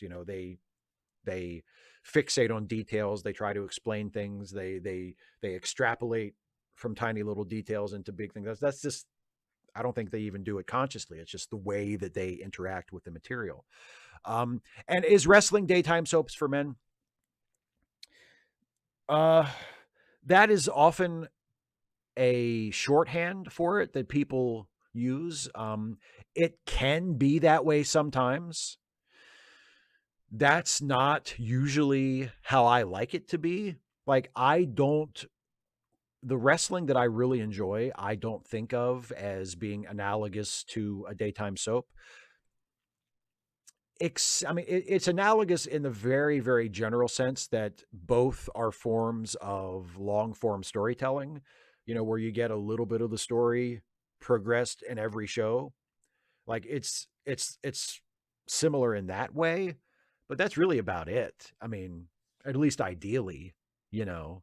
Um, but there are certain aspects of it that are similar. Like, I think it's probably understandable if someone were to be watching like the current top storyline in WWE leading into WrestleMania, which is about um, the bloodline, the faction led by the current world champion Roman Reigns, and the various dramas happening with it, and divided loyalties, and betrayals and reversals and challenges and et cetera, et cetera. Like, there is something very soap operatic about that. Yeah. So I can certainly, and other wrestling storylines in the past have had that similar quality. But a lot of what I love about wrestling takes place in the ring during the matches, and it's that kind of storytelling that I really, really love. And I don't really see that as being analogous to a soap opera. But it just, yeah, I mean, it depends. In some ways it is, and in some ways it isn't. Um, Isaiah Taylor, what are your thoughts on St. Patrick's Day? I mean, I ain't wearing green, am I? I'm not really much of a drinker, and I have no significant Irish ancestry that I know of, so I usually don't make any big deal about it. I don't celebrate it or do anything.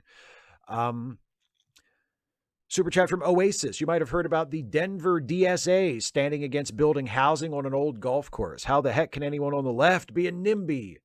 I mean, hypocrisy knows no ideology.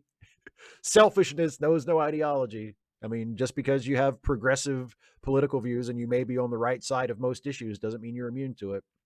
Another super chat from John Burns. Humans had hunting and gathering. Economies evolve. Yes, absolutely. That's a great point. Um,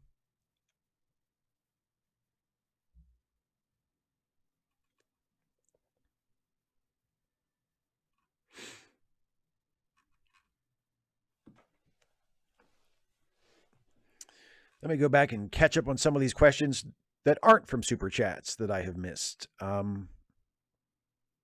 Dana, did season 1 of Mando make me come in my pants? No, but season 1 of Strange New World certainly did.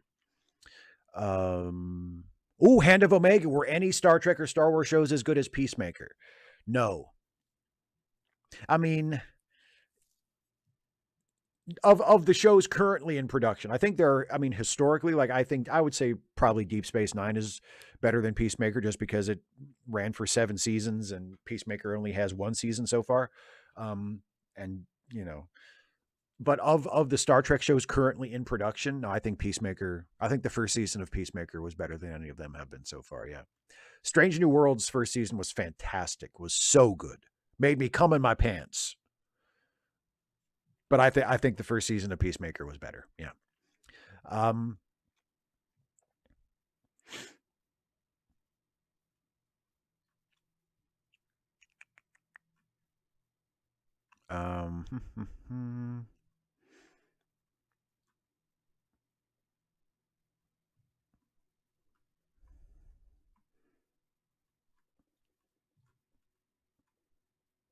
Oh, Kara Hughes says, my husband eats tomato ketchup sandwiches. I personally think he's very weird, but hey, it takes all sorts. Well, exactly. I mean, I've never had a ketchup sandwich, but I can kind of understand the appeal. It's nothing I've ever done myself, but I kind of get it, Um,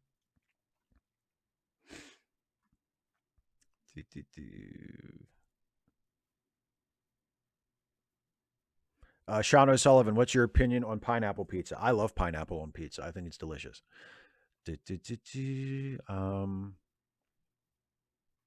Pedro Nagiro, what's your favorite Captain Kirk moment? Please demonstrate. I'm Captain Kirk! Or maybe Khan! One of those. It's one of the times when Shatner's yelling.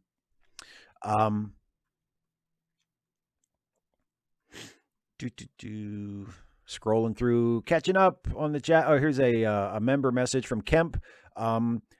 When does the season 3, episode 5 Picard review drop? Sometime tomorrow. We haven't even, I mean, we have to shoot it before we can drop it. It hasn't even been shot yet. I haven't even watched the episode. I mean, when those episode, the episode reviews go up on Saturdays, because those are the days when Jason and I can both get together on a Zoom call and watch the episode together at the same time. And then as soon as we are done watching the episode, we record our review. And then as soon as we're done recording the review, I grab the recorded Zoom call and I put it in front of the background and, do the little finishing touches and export the video and put it up as soon as I can. So like, it's a very, boom, boom, boom kind of process. So it'll be up probably tomorrow, early tomorrow evening, Eastern time, after we have watched the episode and had a chance to talk about it. So there you go.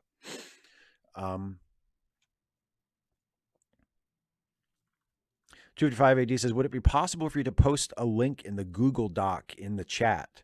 You mean like the Google Doc with the questions? I don't really see what the point would be of that. I mean, I know you say you like knowing like how far through the questions I am, but I mean, like, I don't think I'm going to do that. Kane 20C says, deathmatch time, Captain's Edition, Archer versus Janeway. Both are stone cold killers. I think Janeway takes him. I think Janeway could kill Archer before Archer could kill Janeway. Yeah. And I say that as a lifelong Scott Bakula fan. Gives me no pleasure, but I think Janeway would eat his lunch. John Collins says, Steve, what is the significance of what you wear in a video and what does it say? Usually it doesn't say anything conscious. Like, I mean, like obviously if I'm doing a Superman video, I'll wear a Superman shirt. If I'm doing a Star Trek video, I'll wear a Star Trek shirt. But other than very obvious, theming like that, it doesn't mean anything. Or if I'm playing a character and I'm wearing like a costume related to that character, then it means that. But yeah, generally speaking, I don't put a whole lot of thought into what I'm wearing on a video. Todd Meyer, boxers or briefs? I am a briefs guy myself. I always wear briefs.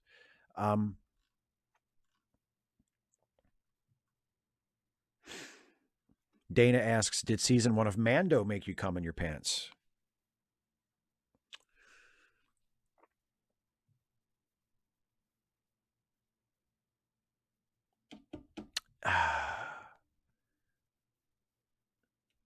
Yes. Yes. But obviously it didn't make me cum in my pants as hard as Strange New World season 1 did, because I had that answer right away. Like I was like, oh, totally came in my pants about Strange New Worlds. Had to think about whether or not I came in my pants over Mando season 1. I think I did. I'm pretty sure I did, but it wasn't like as memorable, didn't have my eyes rolling back in my head or anything like that.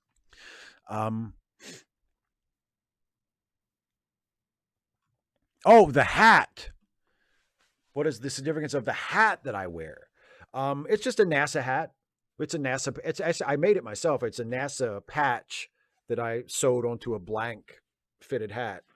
And the significance of it is that I like NASA. And it's the old NASA patch. It's not the one that they've had since like the late 50s, the meatball patch. This is their original patch from when NASA first became a thing. And yeah, I just like it. It's a neat looking patch. So that's the significance. I like NASA.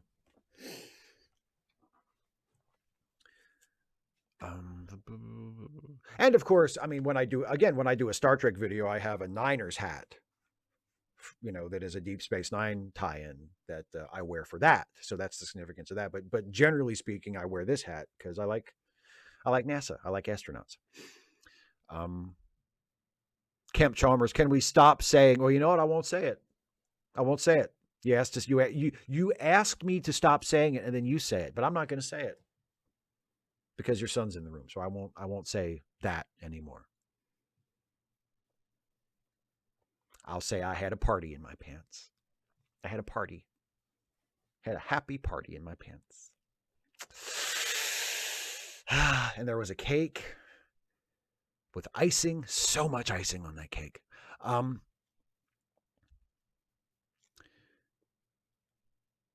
Maciej Ostrovsky. I hope I'm getting that name somewhat right.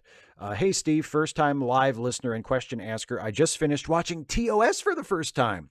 Do you like some of the episodes considered bad? Lazarus, Lincoln, Spock's brain. I like all of them. Yeah. Yeah, I do. I enjoy a lot of the bad episodes. I love the Space Lincoln episode. I love the Space Lincoln episode. It is one of the most ridiculous things I've ever seen, and I adore it. I love Spock's brain. Yeah, they're not good episodes. Like, don't misunderstand me. I don't think they're good episodes, but they are enjoyable episodes to watch. They are fun. I like watching them for sure. Stuart Thorpe says, "Oh my God, I'm on a live stream finally with Steve." Hi, Stuart. Glad you could join us. Glad you can make it live. Double Guitar says, "Have you ever seen Trek Yards? I was a longtime fan for years until this week when they had an alt-right guy on. Don't even see how racists can like Star Trek. Very sad about Trek Yard stories." Happily, I have never watched it. It seems like more of like a lore kind of channel, like talking about like the different designs of ships and stuff. And I'm just not interested in that. Like, that's just not where my, point of contact with Star Trek is. Like, don't get me wrong. Like, I like the ships and I have opinions about what ships I like and what ships I don't, for sure. But that's not really what I'm there for. And if it's just going to be like people talking about the ships or talking about, like, that just doesn't interest me. So no, but that does suck. That does suck. If Trek Yards had an alt-right person, and I agree with you. I don't get why. I don't get how,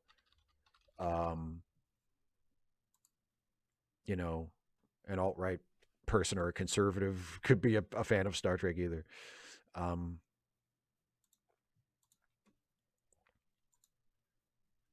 I was just double checking to see if I was following them on Twitter, and I wasn't, so no need to make any sort of correction there. Yeah, that sucks, and I'm sorry to hear that, because it seems like you were a fan, but yeah, I never had any particular thoughts on them, like one way or the other, So, and now I don't have to. Thank you. Thank you for letting me know.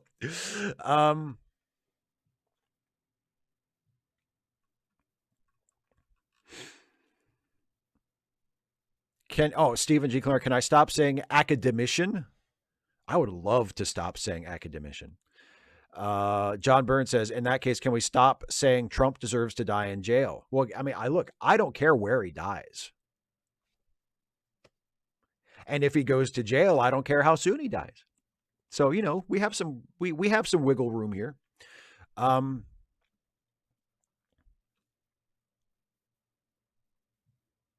Academian. See, it looked like, in academian, maybe it was a typo, because in the question it was academician, like academician, but academian makes more sense and is a word I've actually heard before. Some random geek asks, do you hate how the word moist sounds? No. 255 AD, did you and Dana feel good about the fact that you saved my birthday from being a total loss? Yeah, I think we did. I mean, I know I was happy to hear that. I was glad we could help you out. I'm sure it gave Dana some faint echo of a good feeling.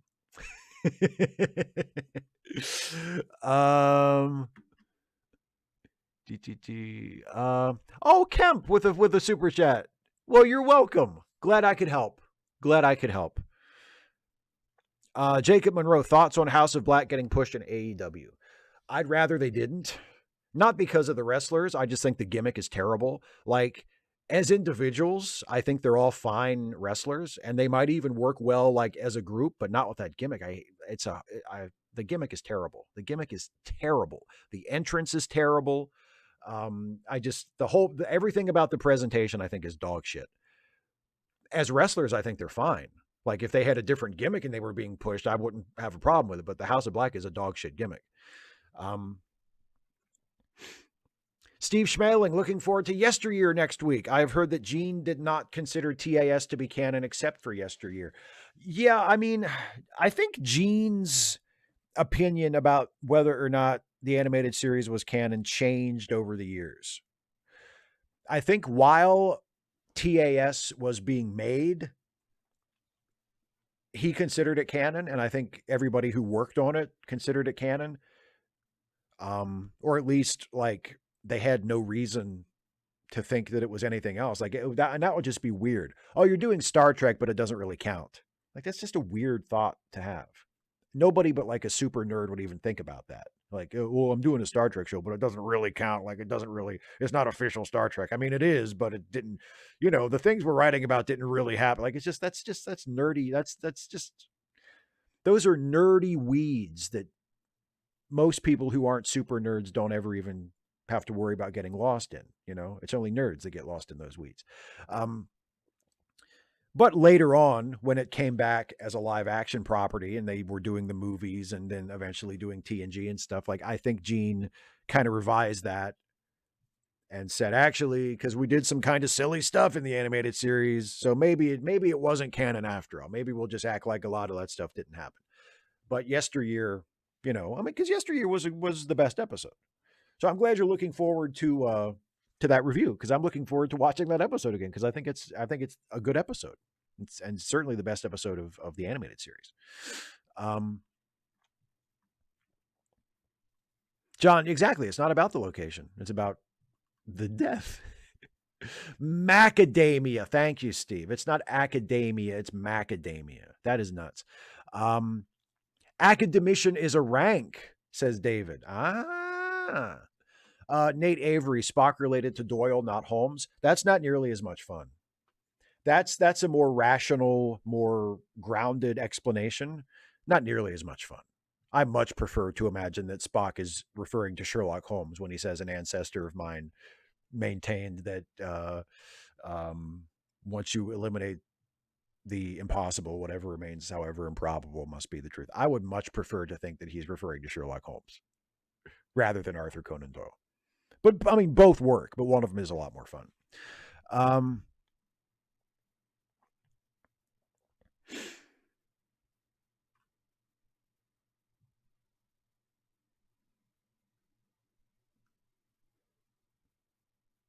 255 AD, are you at all curious about what the culture is now that it's been referenced in two different pre-sub questions? Nope, not really.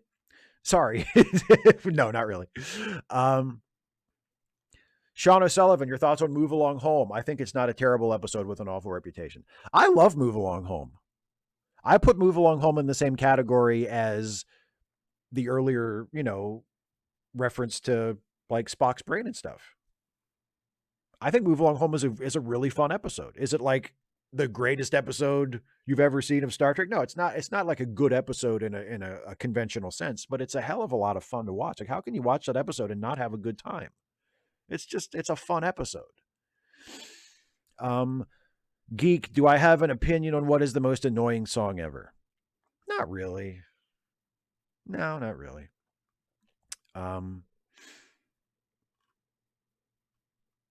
Super chat from John Burns. I like the idea of Uhura in the captain's chair, TAS. Yes. The Lorelei signal.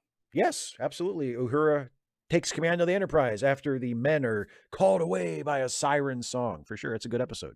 Kara, when my review of Yesteryear will be up Thursday next week.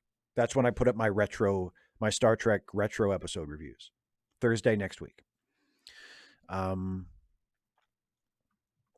Steve Smelling, I like to imagine Spock is related to Adrian Monk. Why not both? Why not imagine Spock is related to Sherlock Holmes and Adrian Monk? And Inspector Lupin. And Hercule Poirot. Why not? Who cares? And Easy Rollins. Like, come on. He's related. He can be related to so many fictional detectives. And Sam Spade. Why not?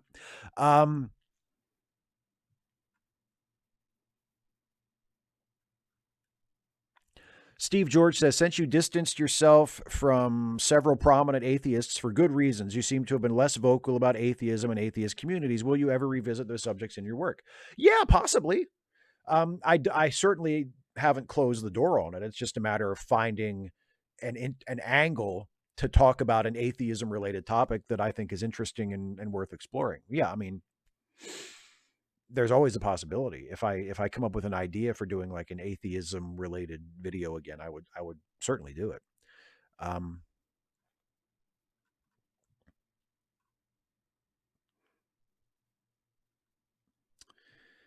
Kemp Chalmers says, if Babs 5 were part of the Star Trek universe, where would you rank it? Like in terms of quality? Uh, I mean, as a series, it's better than anything. Better than anything other than Deep Space Nine, I think, as a series. Yeah, really high, really high. Babylon 5 is a fantastic show.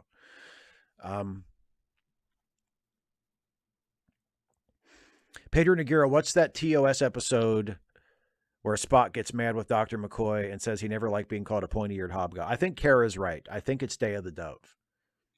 Because that's where the alien feeds on their anger and is making them like turn on each other. And I think that's where, yeah, when McCoy makes some smart ass racist remark about Spock being a Vulcan, and Spock says, "I don't think I like that. I don't think I ever did." Yeah, I think that's it. David, thank you. When you answered my question, I did not boo. I have survived. Yes, one more week of life. 255 AD, but TNG establishes Holmes as fictional in Trek. That's what makes it fun. That's what makes it fun. That's why I much prefer the interpretation that Spock is referring to Holmes as his ancestor, not Doyle, because it doesn't make sense. Because it is a contradiction. That's the reason that I prefer that interpretation. And Clouseau, Steve, yes, and Columbo, everybody. That's exactly right.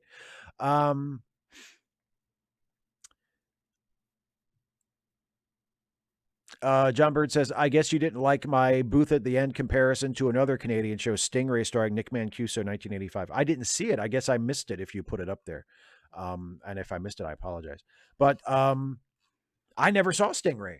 I've never watched it, so I can't really comment on the comparison, but I do like, I remember the booth at the end. I thought that was terrific.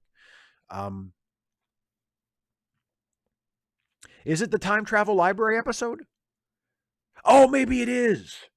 Because Spock is kind of like reverting to the old Vulcan way because they go back in time. It might, I honestly don't remember off the top of my head.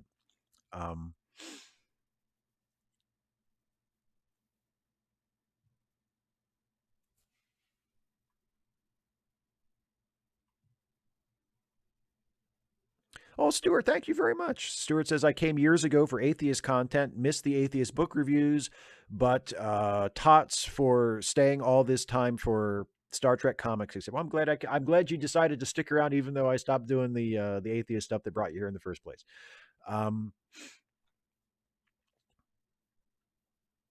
Okay, and that's Steve saying the same thing. That was the time travel episode.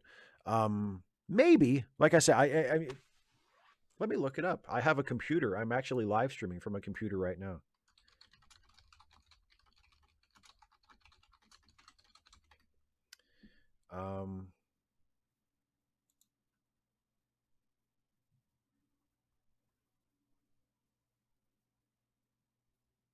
Yeah, it's all our yesterdays. It's the way that's the yep. It's the time travel one. It's the time travel library one. That's it. Sorry, Kara. I thought you were right, but we were both wrong.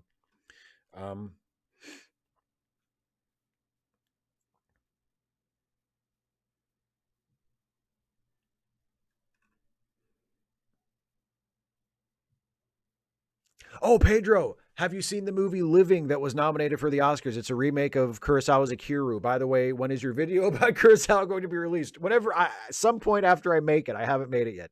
But yes, I actually got a copy of Living.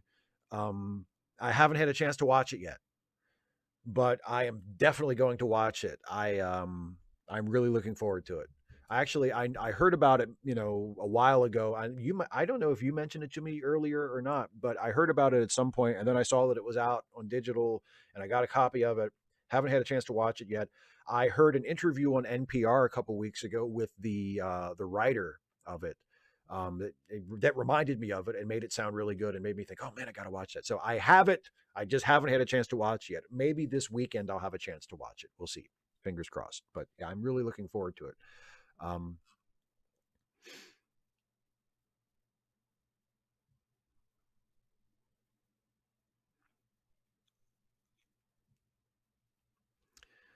John Burns says Stingray helped people like The Equalizer for a favor, leading to more work for guest stars. Oh, cool. Good. Um,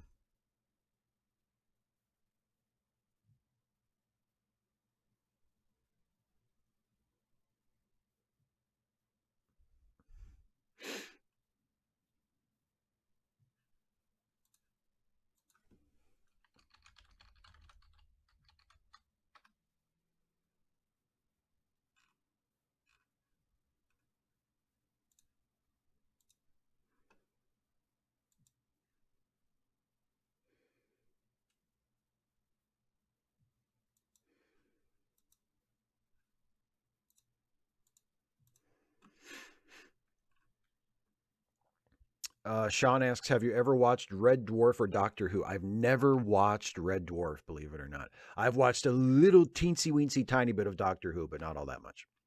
Um,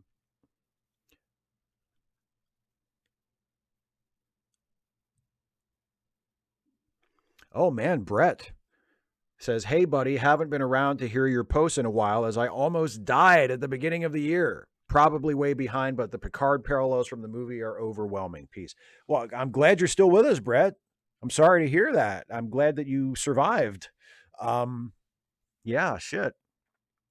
Thanks for dropping in.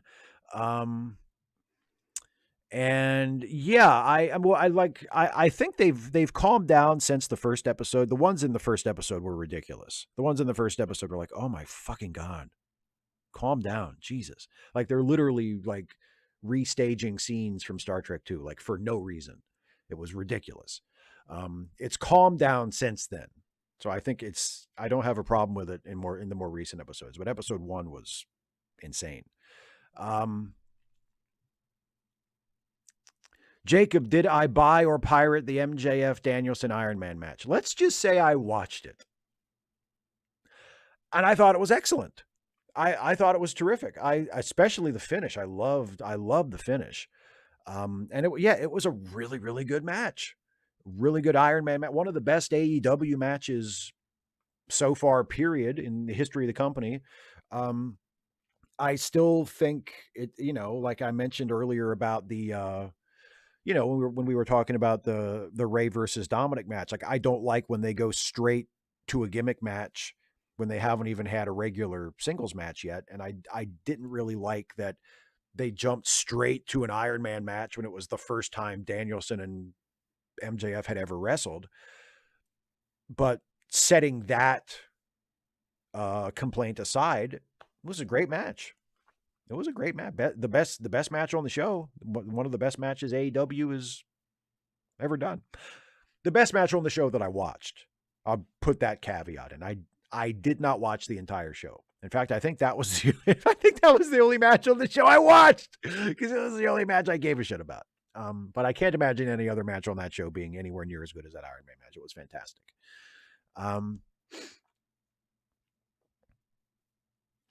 John Burns says, tomorrow is yesterday. Ann Crispin wrote 2 book sequels. They were amazing. Someone studying prehistoric images finds a Vulcan cave painting. I did not know that. That's interesting. Manuel Paternoster says, are you into Star Trek Lego sets? A German company, Blue Bricks, got the license some time ago, and they are making great sets. I looked into some of them a while ago because I thought it might be fun to have one as like a background prop for one of my videos. But the ones that I found, I mean, they looked really cool, but they were just ridiculously expensive. So I haven't looked for one anytime soon. Maybe they're not as expensive now or whatever. But when I looked into them a couple years ago, It was like, oh, never mind. Like they were just absurdly expensive, but they looked cool. I mean, they looked like they were, you know, it would be nice to have if I didn't have to, you know, hack off my arm to pay for it.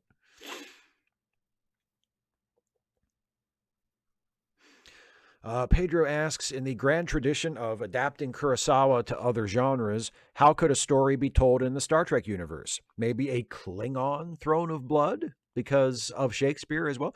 Yeah, I think Throne of Blood would be, uh, boy. That let me see. Okay, so Throne of Blood is sometimes summarized as Kabuki Macbeth. So Klingon Throne of Blood would be Klingon Kabuki Macbeth. That would be the chain of inspiration there. Yeah, I mean, I think the Klingons are really the only alien species in Star Trek that you could naturally translate that story to. I mean, you look at Toshiro Mifune, and you think, yeah, if he was in Star Trek, he'd probably be a Klingon. You know, like it just sort of natural. So yeah, I can see that. I think that's a good idea. Um, Or well, yeah, Kara Rashomon. Yeah, I mean, they kind of did a Rashomon episode in TNG. It was the one where the space station blew up, and the widow of the scientist accused Riker of blowing it up on purpose to kill her husband, and they were in the holodeck, and you saw the same events from different characters' perspectives, and it also has that little icky detail that I wish they had done differently or just not done at all, where also she accuses Riker of sexually assaulting her, and everybody believes Riker and nobody believes her, and I'm just like, wish they hadn't done that. Um, but that's totally a Rashomon episode. It's, everybody has their own version of what happened, and the three versions are completely irreconcilable. The only difference is in the Star Trek version, you do actually get confirmation of more or less what actually happened, where in Rashomon, you never learn. The point of Rashomon is there is no truth. Like everybody's version of what happened is equally valid, is equally true, even though they are completely irreconcilable. Like that's part of the point of the movie. Um, Whereas in the Star Trek episode, you get a much neater resolution. They say, "Oh no, we figured it out. Here's what happened." Um,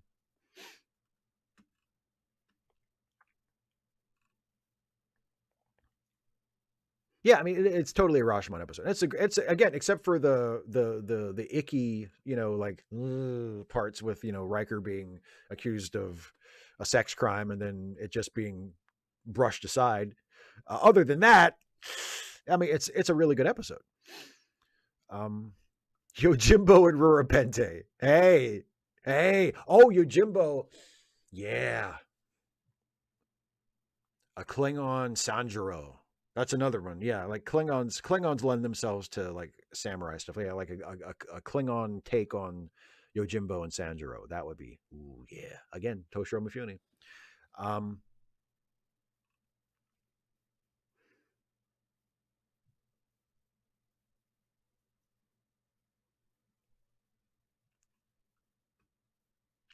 Mr. Bedford says, I originally watched Picard, saw the first episode, and tried to like it. Not watched it since series 3.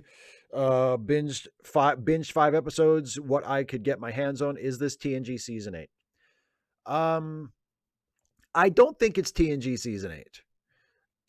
I think it's to the credit of the creators that they're not trying to do TNG season. I mean, it is, in a sense, it is because it's the TNG characters coming back together, but the vibe of it is not, it doesn't feel like they're trying to do TNG season 8, which is good. They shouldn't. It's too late. You can't do TNG season 8. There were 7 seasons of TNG. TNG's over. Um, so they're not exactly trying to go like the tone and the themes and the aesthetic and just the whole style of it is not all that reminiscent of TNG. Which I think is a good thing. I think is a very smart choice.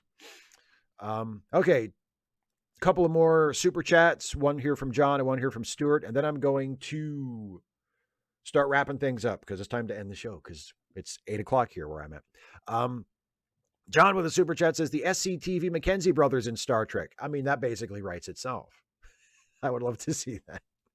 I'd love to see Rick Moranis and Dave Thomas in Star Trek.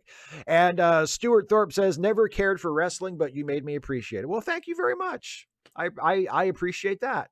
I'm shooting a video tomorrow to go up probably on Monday that will be a wrestling related video. And hopefully that will be something that people who are not wrestling fans can appreciate too. Because, I try to talk about wrestling in a way that's accessible. Okay, so if anybody has any last minute questions or anything, go ahead and throw them in the chat, and I will get back to them in a minute before I wrap things up for good. Geek is throwing the links up in the chat once again. Thanks, Geek. Charitylinks.page as the general resource if you want to help out some friends of ours who need a helping hand, and also the specific links, not just charitylinks.page, but the specific links that Geek is putting in the live chat at the moment. Please make use of those. Also, don't forget, if you want to support this channel and the work I do here on YouTube, you can become a patron at patreon.com/Steve Shives, or you can become a channel member by clicking the join button right here on the YouTube page. Either way, if you become a channel member or a patron, you get the opportunity to submit questions ahead of time for these Ask Away live streams every other week. The way it works is Ask Away is always on Friday. So the Monday before Ask Away, I always put up a link to my members and my patrons as patrons only posts or members only post that has a link to a Google form that you can go and you can submit your question. And that's where I take the questions from for the first part of the show. Patrons and members of any level, doesn't matter whether you pledge $1 or more than $1 a month, you get the opportunity to submit a question for Ask Away. That's just one of the little benefits that I throw in to say thank you for supporting my channel, because I really appreciate it, and I could not do it without you. So thanks to all my my patrons and my members. Also, don't forget that in addition to doing the YouTube thing, I am also on a couple of podcasts that are a part of the Lemmy Listen family of podcasts. I am the co-host of Late Seating, the movie review podcast with the great Jason Harding, where we take a look at classic films and see if they deserve whatever reputation they have, good or bad. The new episode of Late Seating just went up today, and it is our review of one of the worst movies that we have ever reviewed on the show, one of the most infamously bad movies of the century so far, Geely, starring Ben Affleck and Jennifer Lopez. If you want to hear what we thought about Geely in morbid, sadistic detail, then please listen to our new episode of Late Seating. I think it turned out really good. I think it's a good show. Bad movie, good movie review. And also, I am on the Ensign's Log, the Star Trek themed comedy podcast, alongside Jason and also the wonderful, fantastically talented Dana Cole, where we play Star Trek characters currently set in the TNG era. And it's an improvised podcast, and our episodes take place sort of roughly alongside the events of TNG, although they don't always have anything directly to do with the events of TNG. It's just sort of happening at the same time. And but our characters are posted aboard the Enterprise D, and we have our own adventures while TNG stuff is going on at the same time. And it's a lot of fun. We really enjoy doing the show, and we hope you enjoy listening to it if you are a fan. And if you are not, you can check it out at the link on the screen, soundcloud.com/Lemmy-listen, or it's also linked in the description of the video. So check out Late Seating and check out the Ensign's Log. All right, let me take one last look at the live chat. See what everybody's saying before we wrap things up. Kara says that in my opinion is why the final episode of Enterprise failed so abysmally. Yeah, I mean, the last episode of Enterprise, it's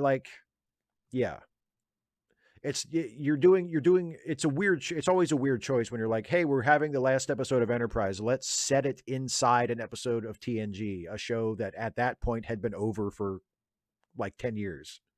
It's a weird choice. And Kara also says, lovely to see you again. Really interesting. I'll catch you probably for the next Poirot. Oh, cool. I hope to see you for that. Some Random Geek will be live on Twitch on Sundays. Look at that. And David says, what if I want to support you, but in a really passive aggressive way?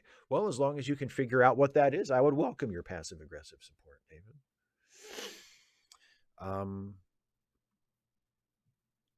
Yeah. All right. Autographed briefs, Todd, from me No, no, I'm not. No, I don't sell. I don't sell autograph briefs. I don't sell autographs of anything, let alone autograph briefs. Um, yeah. Maybe if I get desperate, maybe if, if times get really tough, I might have to resort to that. But no, not so much. And also, if you ever see an autographed pair of boxer shorts with my signature on it, you know those are fake, because now you know I'm a briefs guy. So there you go. All right.